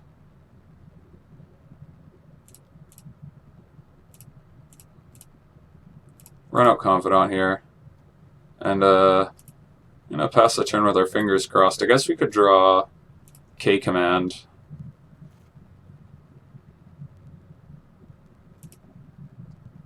Okay, that's good enough. We're going to concede. Him getting to untap in this state is just, that's game over. Well, we just won't overcome this. Okay, so we see now that he's very much a Thopter Sword deck. So things like Graveyard Hate comes at a bit more of a premium. I could also consider... Do I consider Damping Sphere? No, that doesn't really do anything, right? Because he goes... he's not actually casting. Okay, so we're going to bring in Engineered Explosives. How do I feel about Pillage? Seems kind of medium. Fatal Push is also kind of a consideration. And Source Spellbombs. I don't mind Seal of Fire and Lightning Bolt and all the removal spells, but they might just be worse than...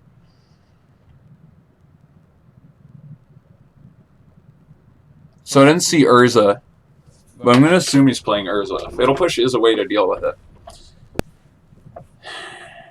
So is... So it's trophy.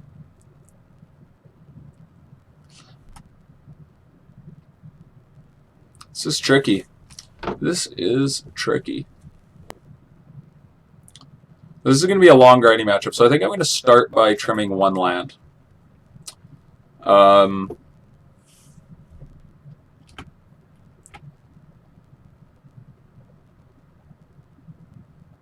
Also, I'll trim one bolt. I want one of these EE or another Spellbomb in over the Engineered Explosives, I think. Okay.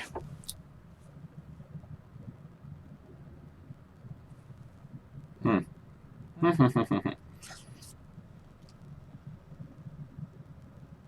going to trim a Tarmogoyf here. I'll trim 2 Tarmogoyfs. I'm going to trim 2 Tarmogoyfs. Play another Spellbomb. And a push. We're going to try to grind with them a bit more. I think the way we win this game is by not allowing him to Thopter and resolving this boil. Would be a nice route to victory. So yeah, we're not going to play this Tarmogoyf. Tarmogoyf just doesn't line up well against the Thopter Sword. You can block it forever, whereas cards like Kroxa and Ooze are a little bit better. So yeah, I'll turn back the Goys. See how this does. Again, you know, one of the hardest things about playing this game... Sweet, we got the boil. I'll keep this. One of the hardest things about playing this game is sideboarding. It's maybe the most underrated skill. So I could totally buy that I'm not doing it 100% properly. So if you guys have any suggestions for any of my sideboarding ever, I'm always interested to hear it. So let's lead with a Thoughtseize, shall we? And let's talk about this hand for a second. This hand seems really sweet, right? We've got Thoughtseize into Wrenn and Six. Obviously great. Here, I think I could play around this Soul Guide Lantern just fine.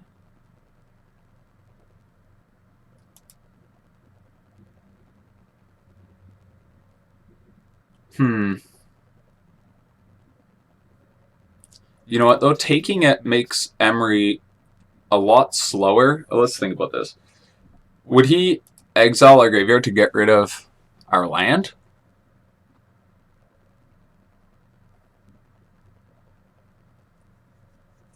Exile target card from a graveyard, okay. Opponent exiles. No, I think I better take this Emery. This game's gonna go on for a while, and Emery generates a ton of value. If I had a way to remove the Emery, I would consider, well, aside from Assassin's Trophy doesn't really count. I would consider taking the Thopter Sword, but I'll let him keep it as Thopter's not doing anything yet. Okay, he's gonna claim our Thoughtseize. That's fine.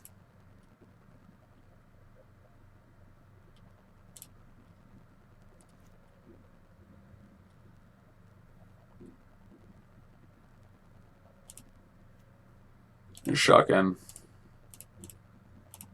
Play this Wrenn and Six and buy back our fetch land. And then we've secured the mana necessary to cast Boil.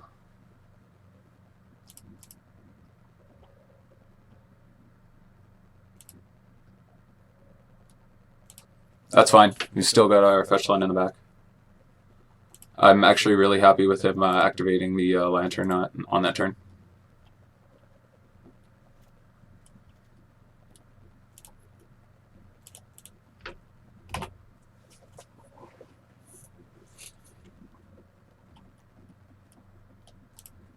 So our opponent grabbing a basic, making sure to play around Boil, perhaps. If that's the case, very disciplined of him. I'll grab a tap Stomping Ground here. Buy back our Wooded Foothills. And let's run out this this Dark Confidant. I've got a nice value engine going here between Wrenn and Six and Dark Confidant that we're forcing our opponent to kind of have to provide answers for.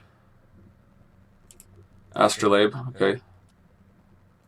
Again, a nice one when playing against a deck that features Boil. Another Astrolabe, okay.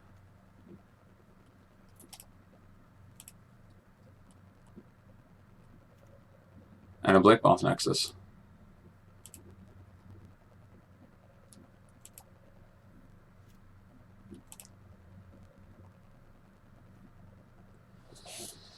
Okay. Top of our deck yields a pair of lands for us. Let's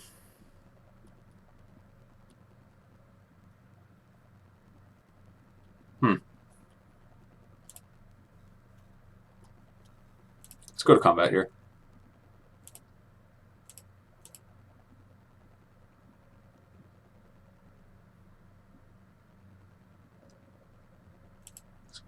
Okay. I didn't see him second the Astrolabe. What a punt. Does that mean that we lose our Dark Confidant? I think it does. That's too bad.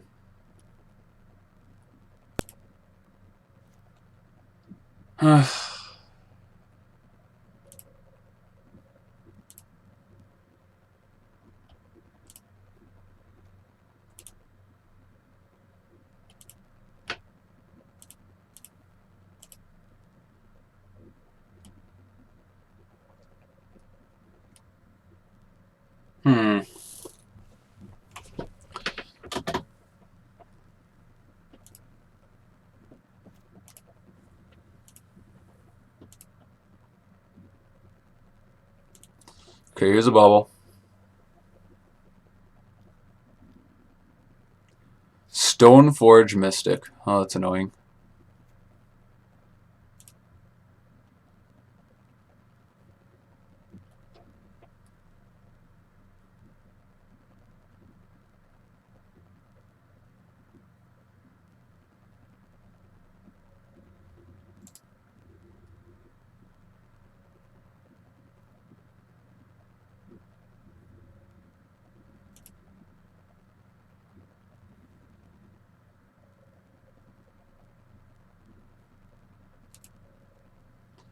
Okay.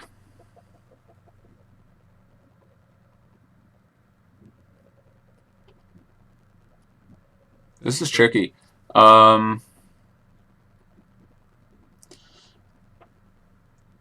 I want to... Okay, so Boil's obviously like incredibly low impact at this point in the game. Do I want to kill this Stoneforge Mystic or the Thopter and hope he grabs an island?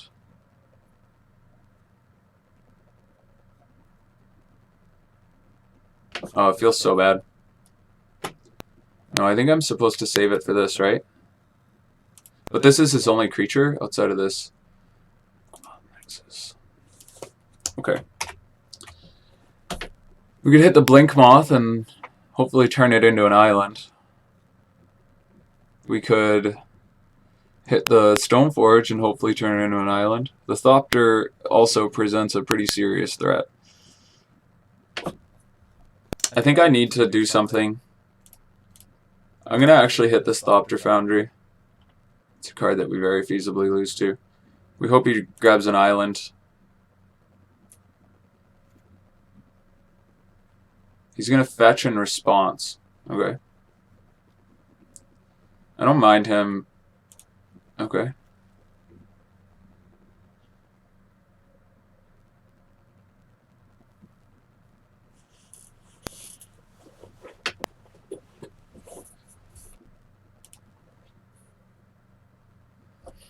So he lets that one happen.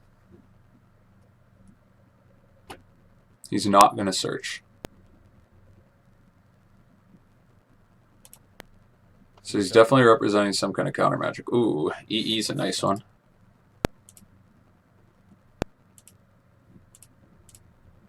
Ping that.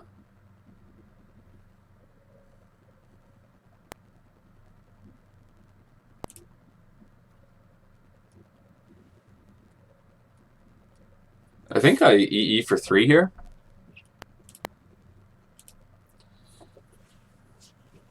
don't think there's a reason to Lurrus yet. How does this work exactly? Okay. If I EE for 3, that also covers Zidra. So I think I will. Let's EE for 3 here.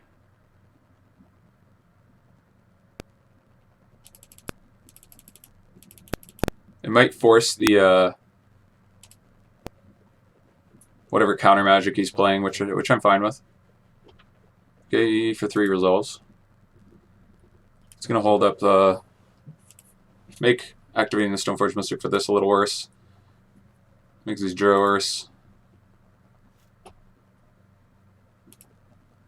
And we'd like him to tap out so we can boil him. But opponent's holding up strong here. Another island.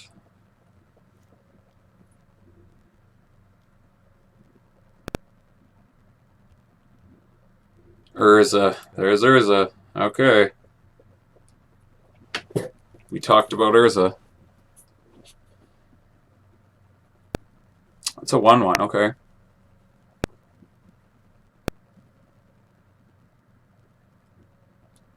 Amory.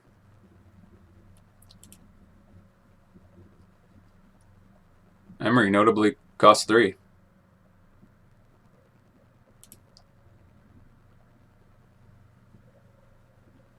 He's going to attack the Wrenn and Six.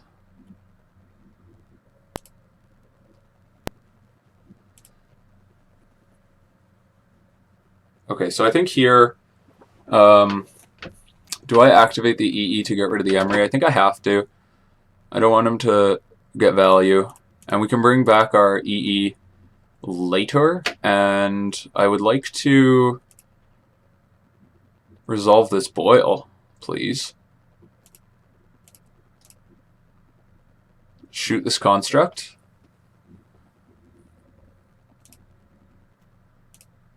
Cast this boil.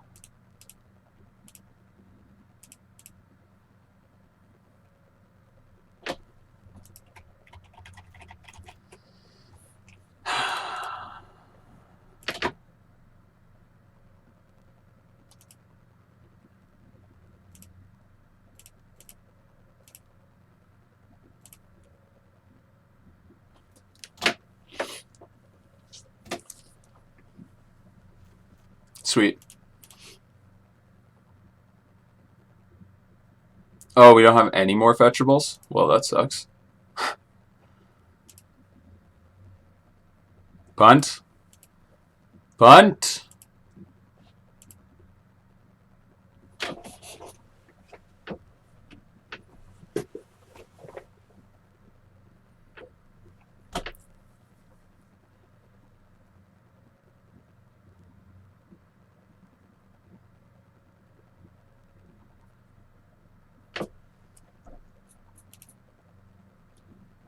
Is he going to attack a Wrenn here? With both? Yeah. So that means he can't activate the Stoneforge Mystic this turn, which is nice. And Wrenn still gets to hang out.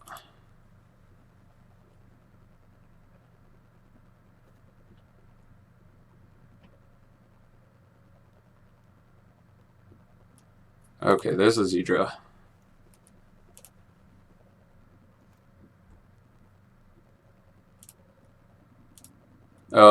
Let's not do anything too hasty yet.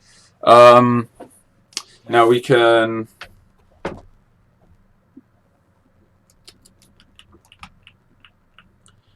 Okay. We can play Lurrus, bring back Dark Confidant. We can Wrenn, ping. We could Wrenn, ping Stoneforge, play Lurrus, Wrenn, ping Stoneforge. So that's not bad. We can play Scavenging Ooze, which could eat stuff.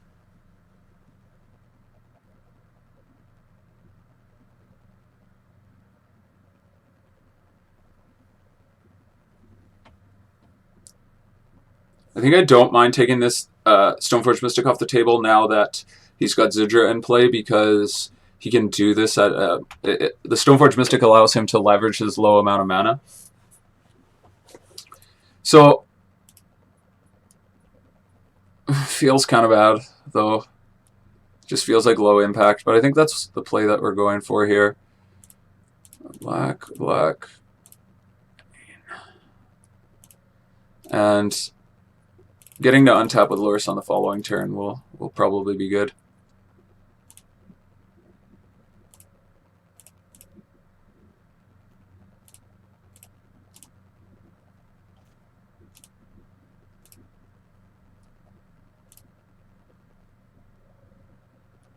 No reason not to play this Overgrown Tomb.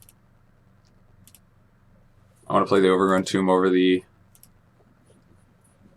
Blackcleave Cliffs because I want as many green sources as possible for oozing reasons. And okay,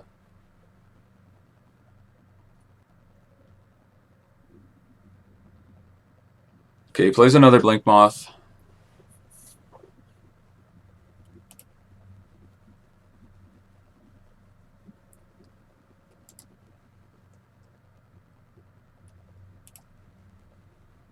Okay. Okay.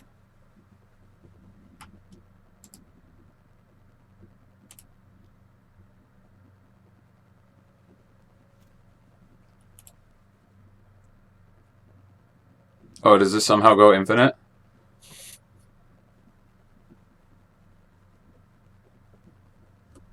I'm trying to understand this. This says, oh, Urza. Okay. You can laugh at me as I try to absorb all this. What's untapping the Blink Moth?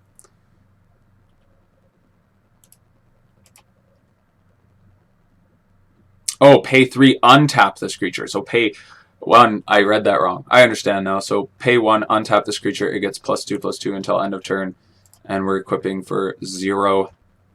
Okay. And it flies. So we just die. Ugh. Okay, well, I mean, I guess the play was to bring back engineered explosives, and we would have got to survive. Sorry, guys, I misunderstood. Again, this is I don't think this is a very common deck. So we're gonna scoop up here. Well, let's have 6 and let our opponent have fun. So yeah, we should have brought back the EE, which obviously feels bad because it kills Lurrus, but it also kills the Zidra and it stops us from dying that next turn.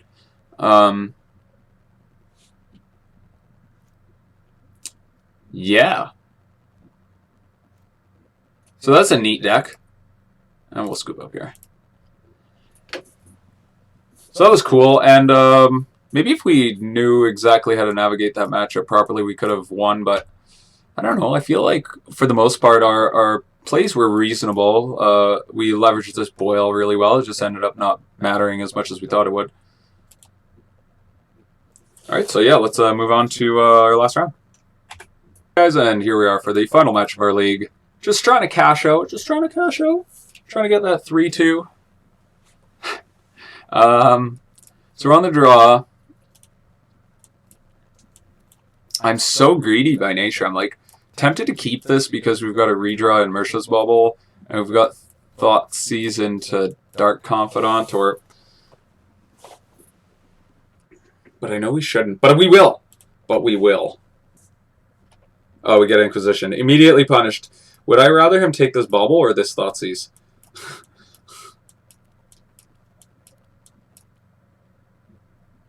He takes the Thoughtseize. Okay, that's reasonable.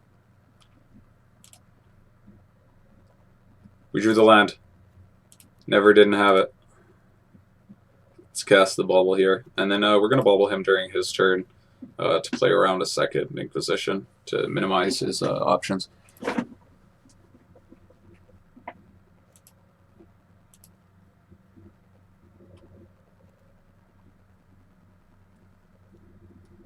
Okay, yeah, he Thoughtseizes us. And we should have done this during his draw step.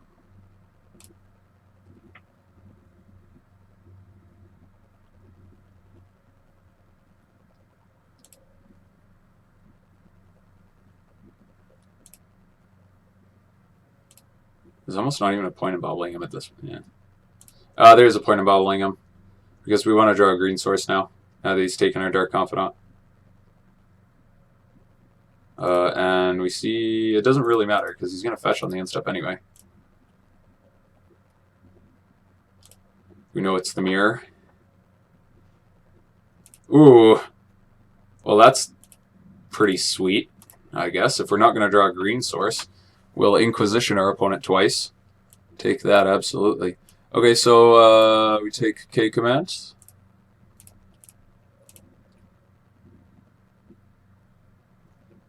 And Abrupt Decay is just better than Assassin's Trophy in the matchup. Because all of our stuff dies to Abrupt Decay anyway. Assassin's Trophy can provide us with a land. So you got Trophy, Nurturing Peatland.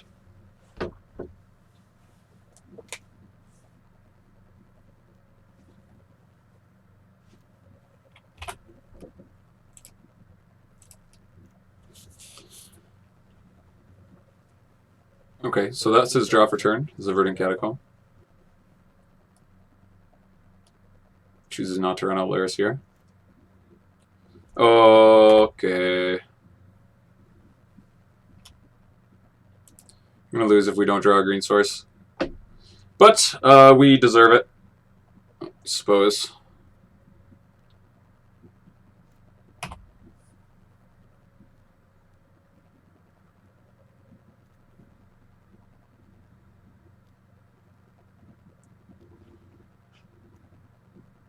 Dark Confidant. So green source would be really good now, because we could ping this Dark Confidant with our Wrenn and Six. Okay, well, I mean, we're getting the second best draw every time.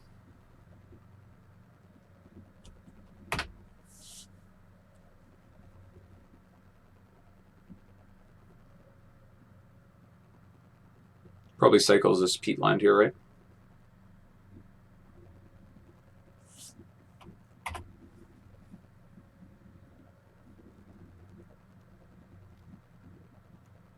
Tarmogoyf, sure.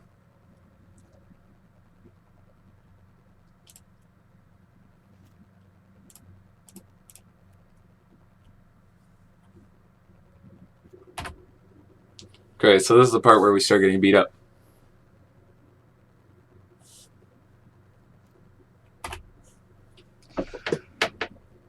Okay.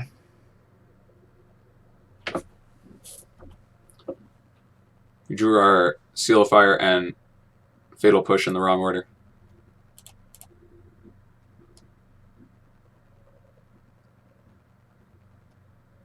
So here we'll grab Overgrown Tomb. I'm going to shock myself here, simply because if he wants to Assassin's Trophy our Tarmogoyf, then we can grab green source number 2 and be able to deploy a second Tarmogoyf and Wrenn and Six in the same turn. He can't really attack into a Tarmogoyf the way things stand because we have a Seal of Fire. So to get through it, yeah, he's going to have to Trophy. Yes. I will grab second Forest. And if we draw another land, we can play Lurrus plus Tarmogoyf, which is nice, obviously. Okay, he's going to Thoughtseize us. That's pretty annoying. I'd imagine he takes our Tarmogoyf. He could take our Wrenn and Six too, though. No, he probably takes our Tarmogoyf. Oh, he takes our K command. Okay. I don't mind that as much. It probably means that he has like a Fatal Push or something for our Tarmogoyf, though.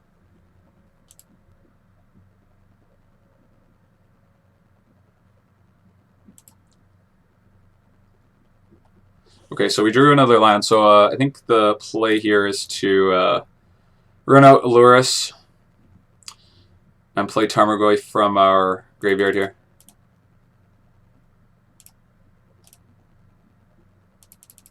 As opposed to our hand.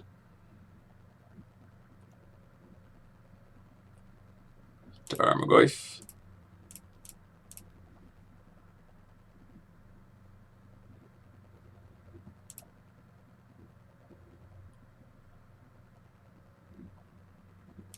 He bolts Lurrus, sure.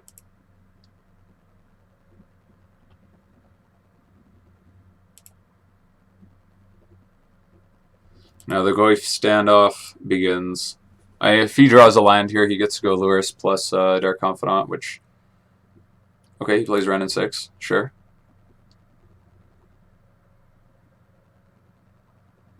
If he attacks, I will 100% block and seal. I mean, I have to, because otherwise we die to the ping. So I guess there's not really a question about that.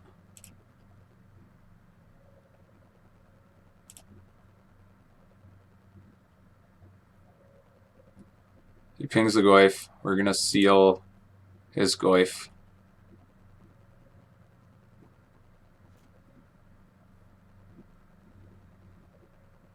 Yep. Unearth would be sweet draw here.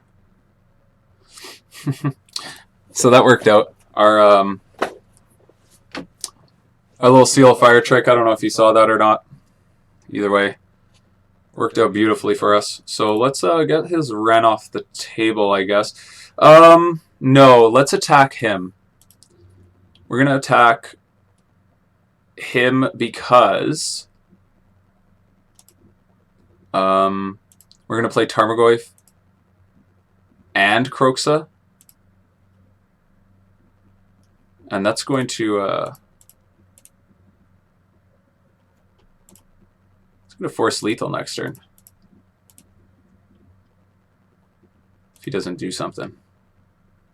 He does still have his companion in the back. But now he's got to deal with... 2 Goyfs and a Kroxa. So yeah, definitely attack him. Okay, he's going to return his Bloodstained Mire. So he can play Lurrus plus Tarmogoyf to block with. That seems not bad. Yeah, that'll probably be his play. Unless he's got a pulse here, that would be obviously pretty nuts, but if he had a pulse, I don't see why he would fetch first. Unless he's just sequencing weird. Okay, so there's Lurrus. Probably get back a Tarmogoyf. And we've got Wrenn and Six in the back, so our Tarmogoyf can kill his Tarmogoyf. He's got a block with both of his creatures.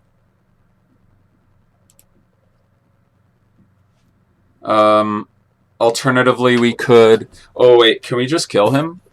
If we go... If he has a spell in hand, he gets to survive, though. Okay, let's think. If he doesn't have a spell in hand, Kroxa plus Wrenn and Six ping kills him. I think we better just attack here. Yeah, we better just attack here.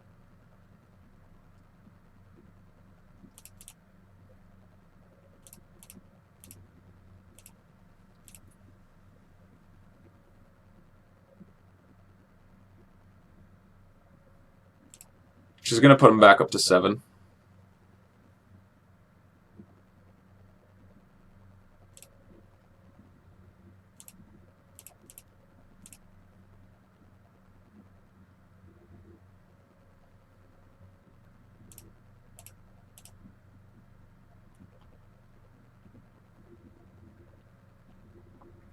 And I better Thoughtseize him, in case that's a lightning bolt and he draws another lightning bolt. That'd be embarrassing. Dreadbore, sure. I mean, now we're at 4, so he could draw a bolt and ping us. So maybe that was bad, but... Either way, I like taking the Dreadbore.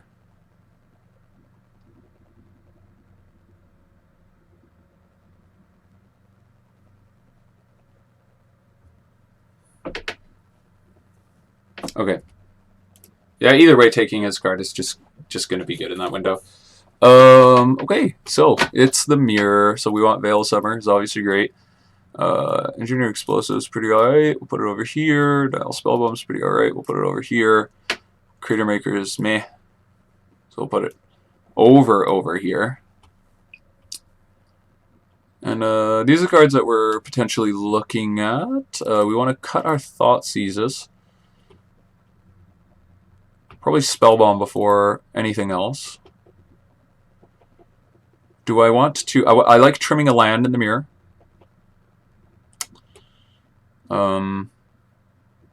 Which land do we trim in the mirror nowadays? Probably a basic. No, he's got Assassin's Trophy. I'm going to go with trimming single Blackcleave Cliffs here.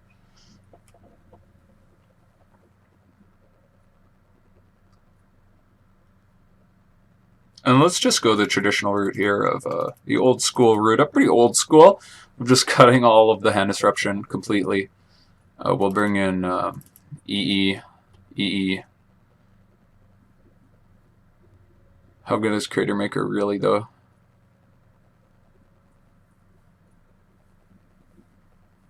He's playing Wrenn and Sixes of his own, which makes Dark Confidant kind of sketchy. But if we get to get a single Dark Confidant activation, it's pretty good. So I think I actually want to keep the Bobs.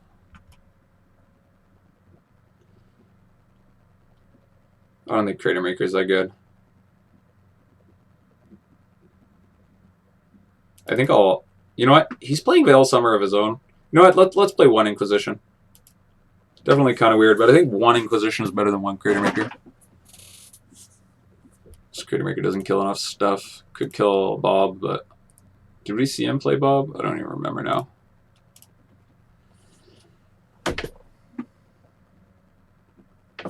Okay.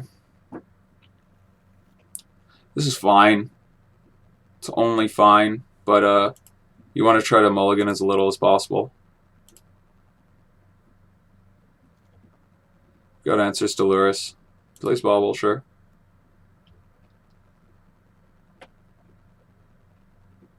Yeah, you want to try to mulligan as little as possible. It's nice on the draw, too, because you're instantly starting with more cards, which can turn into a real advantage. Okay, so we get a Bauble of our own. It's pretty nice.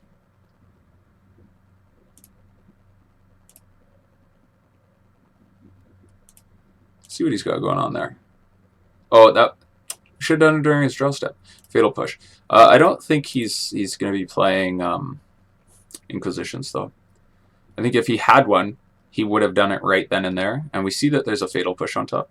So yeah, let's grab this Overgrown Tomb and run out Nihil Spellbomb here.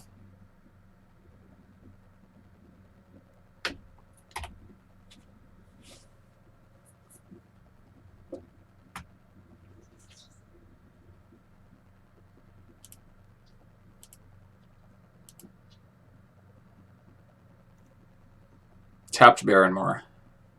Love seeing that. And a Spellbomb of his own. Don't love that as much.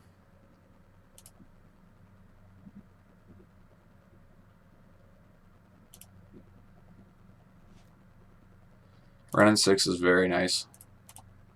We're going to jam this and see if we can force action on this Spellbomb now. If he Spellbombs us to try to stop our Verdant Catacombs, that's sweet. He does not.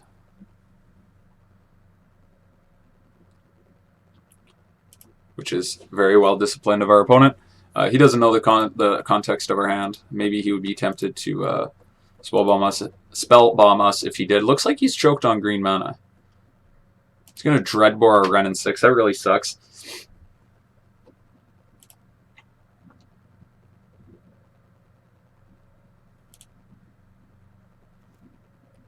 EE. Okay.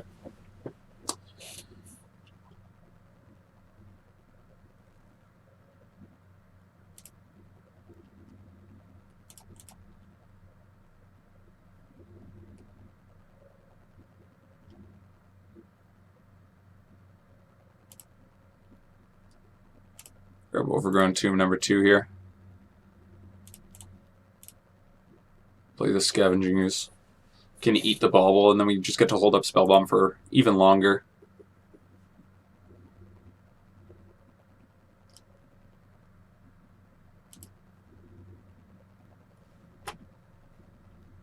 Probably push the Ooze. Yeah, so we'll eat the Bauble.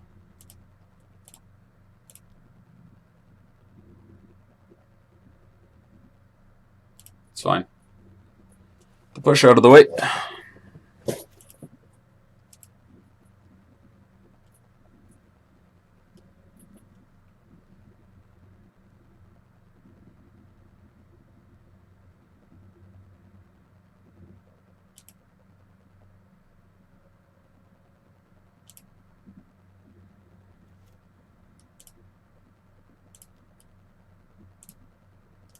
fire off this Inquisition. Why not?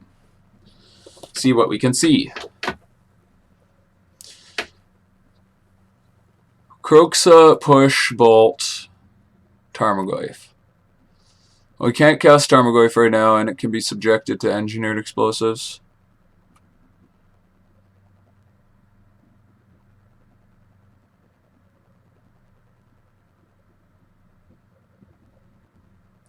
I think I'll take Kroxa.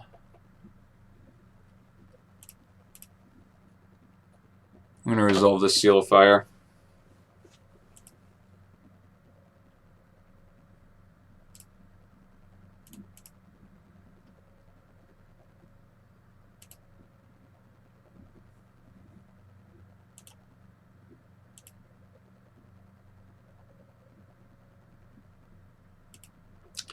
Okay, finds a Bauble.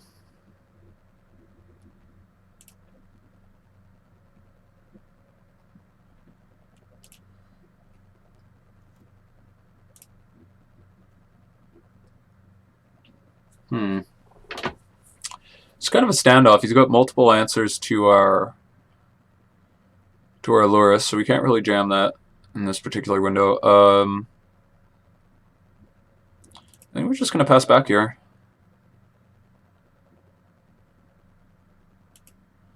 It's kind of weird because we might be forced into using our Spellbomb before he is, with Kroxa in mind there. Thoughtseizing us. Okay. Well, I could K-command, make him discard, return Scavenging Ooze, I guess. Because he's going to take the K-command anyway.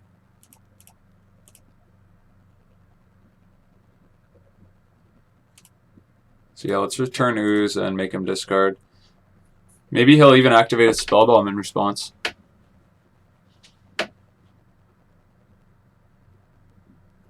He did not.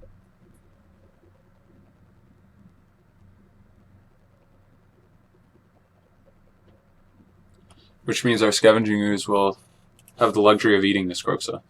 Assuming he lets us keep it, which I'm sure he won't, and he didn't.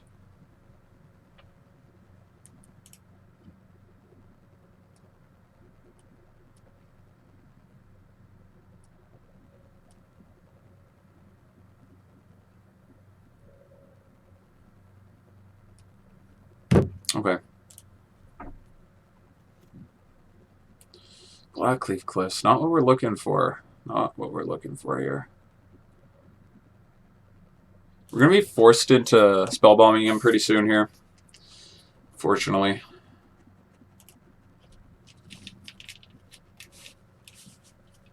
Just can't really let this go on much longer.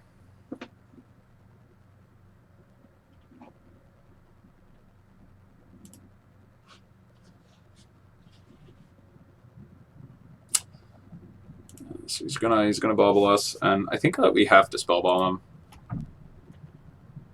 Can't really let him have Kroxa.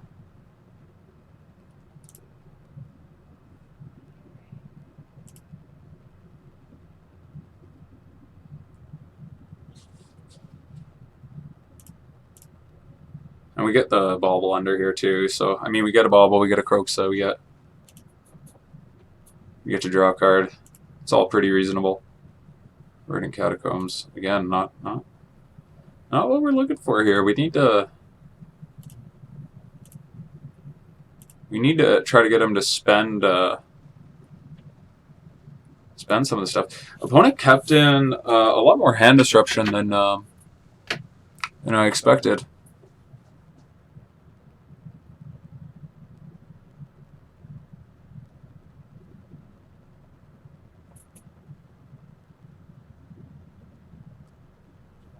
Takes our EE. Sure.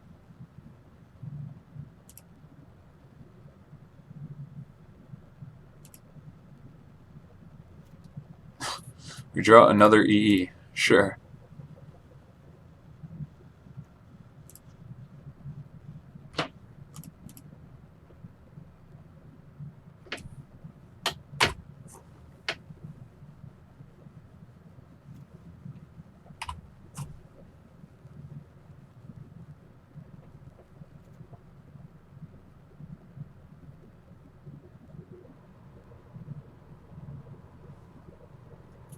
Okay, so we found a green source.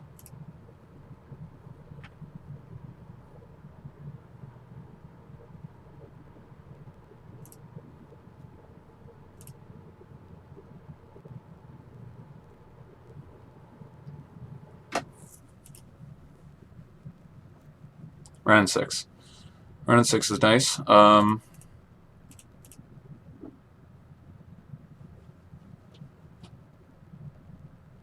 Yeah, I guess we play Wrenn and Six. Return Verdant Catacombs.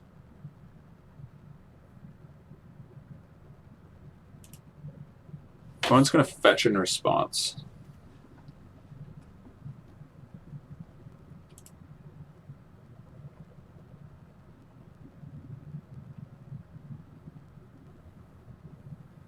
It's going to Spellbomb us in response. Okay. I guess it's time.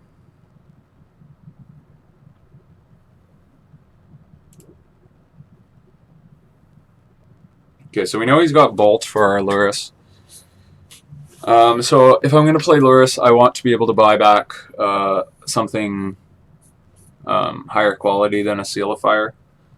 So we're just going to keep holding back. And I'm actually going to run out this Engineered Explosives now for 2. I know that Wrenn is on 2, but we know he has a Tarmogoyf, which we may need to hold off.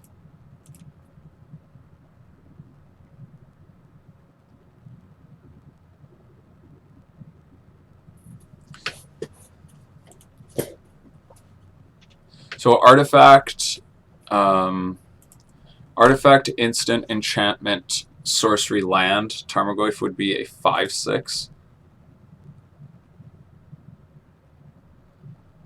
So we can't combo up Bolt and Seal of Fire. We could combo Bolt and Seal of Fire and Seal of Fire to kill the Tarmogoyf.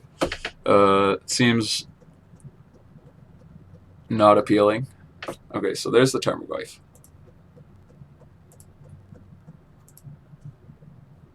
Just currently a 3/4.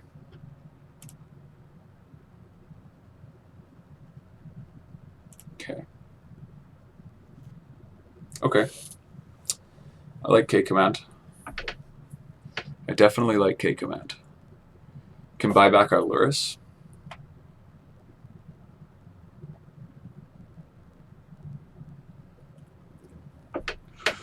Okay, do we do something kind of wild here?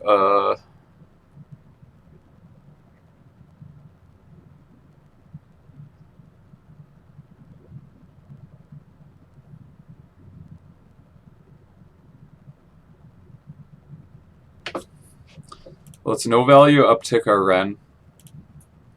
Hold on to our Spellbomb for a turn here.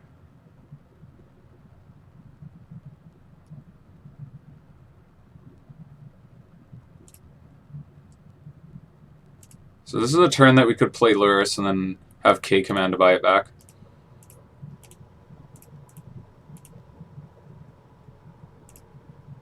So let's play Lurrus.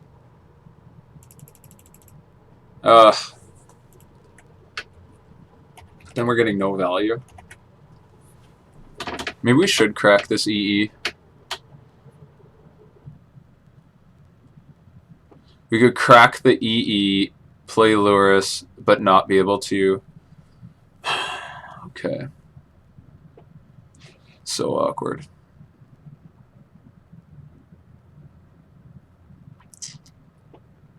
Also, we could K-Command plus Bolt the Tarmogoyf. We could Bolt the Tarmogoyf and K-Command it, make him discard a card, and then if he wants to somehow grow it, we can Seal of Fire it in response.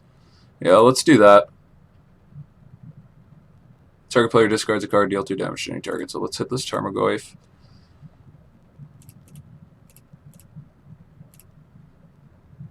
Make him discard one of his cards.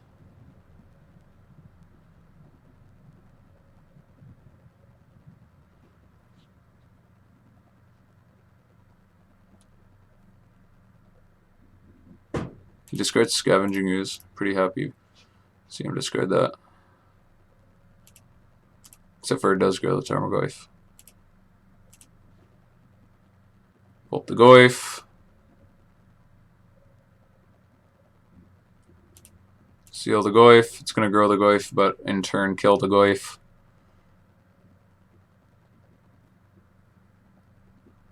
And that's our turn.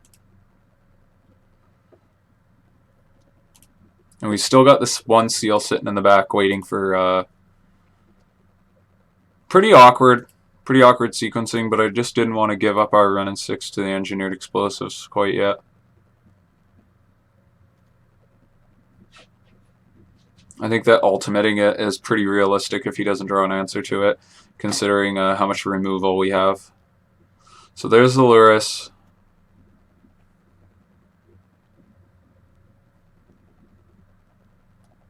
There's a Tarmogoyf.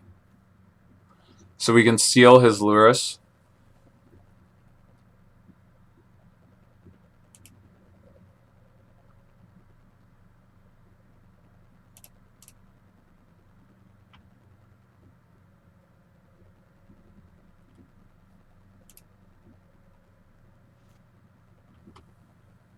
Okay.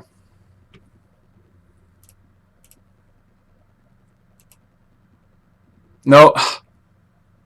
I said Wrenn deal damage to itself. Holy fuck.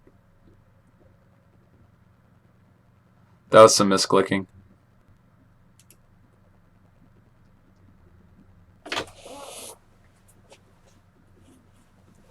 Okay, we'll hold on to EE. And unfortunately, we end up having to do that thing we didn't want to do. Really, really awkward the way things are panning out. But, yeah, we have to do that thing that we were trying to avoid, which was killing our own Wrenn and Six with his engineered explosives. Probably should have done it on I don't know. I want to see what I want to draw. We'll do it during combat, though. Yeah, let's fire off this, Well, if he's going to attack the Wrenn, we'll let him.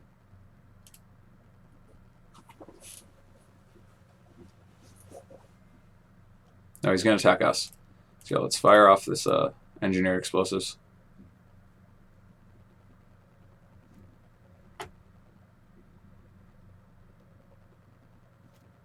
He's going to draw off the Peatland. Okay, and then we get to go Lurrus plus Wrenn.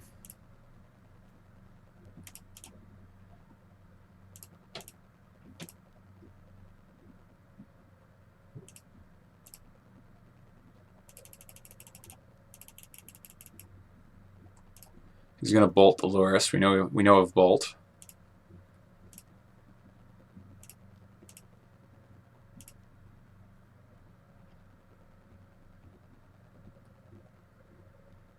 He's going to bolt Lurrus. It's fine.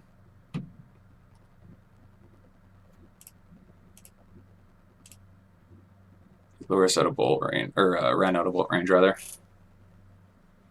He's gonna he Assassin's Trophies it, sure.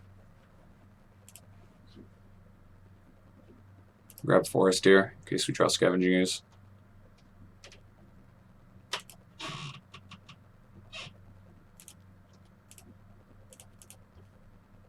Run out this Dark Confidant. And then the worst thing that could happen is that he plays a Wrenn and Six of his own. Okay, he got another bolt, sure. Alrighty, so we play threats and our opponent answers them. Classic John Mirror.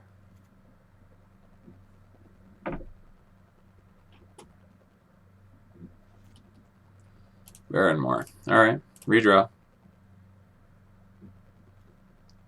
Kroxa is a nice one. Kroxa is very nice. It's a way to win the game. You just have to fade some sort of graveyard interaction on his part.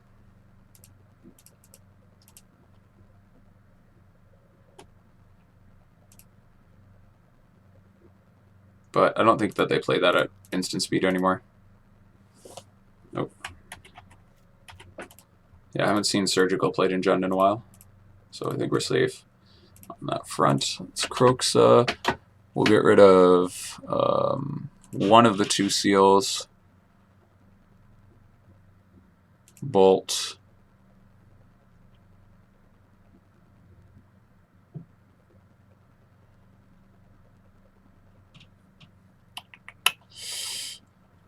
Huh. I guess K command. We'll get rid of both the seals. Definitely want to keep Lurrus. I'll get rid of Dark Confidant. Yeah, let's do it that way.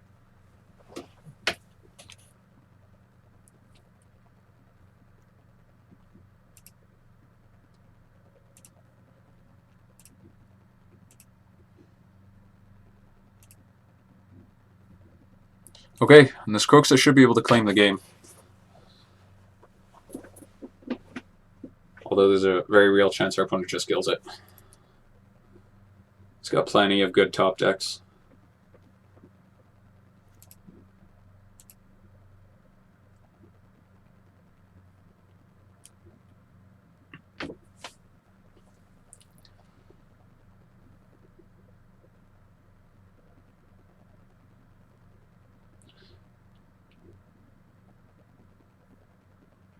I think getting rid of the seal was actually a pretty good play. Maybe we should have got rid of our Wrenn and Six too, because we have the only Planeswalker in the graveyard.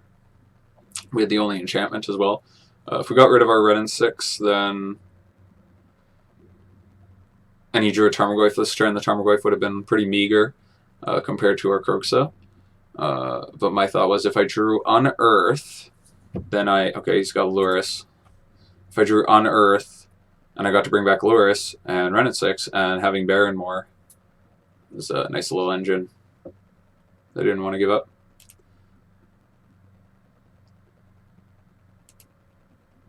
Okay, is he not going to play Lurrus this turn? Oh, we drew Scavenging Ooze. That's sweet. So he didn't play Lurrus, but we've got Kroxa. So I guess our opponent... oh, yeah, he sees it now. He scoops up.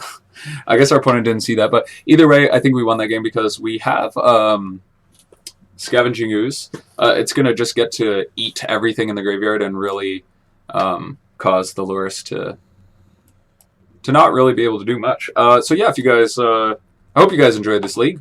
And until next time, peace.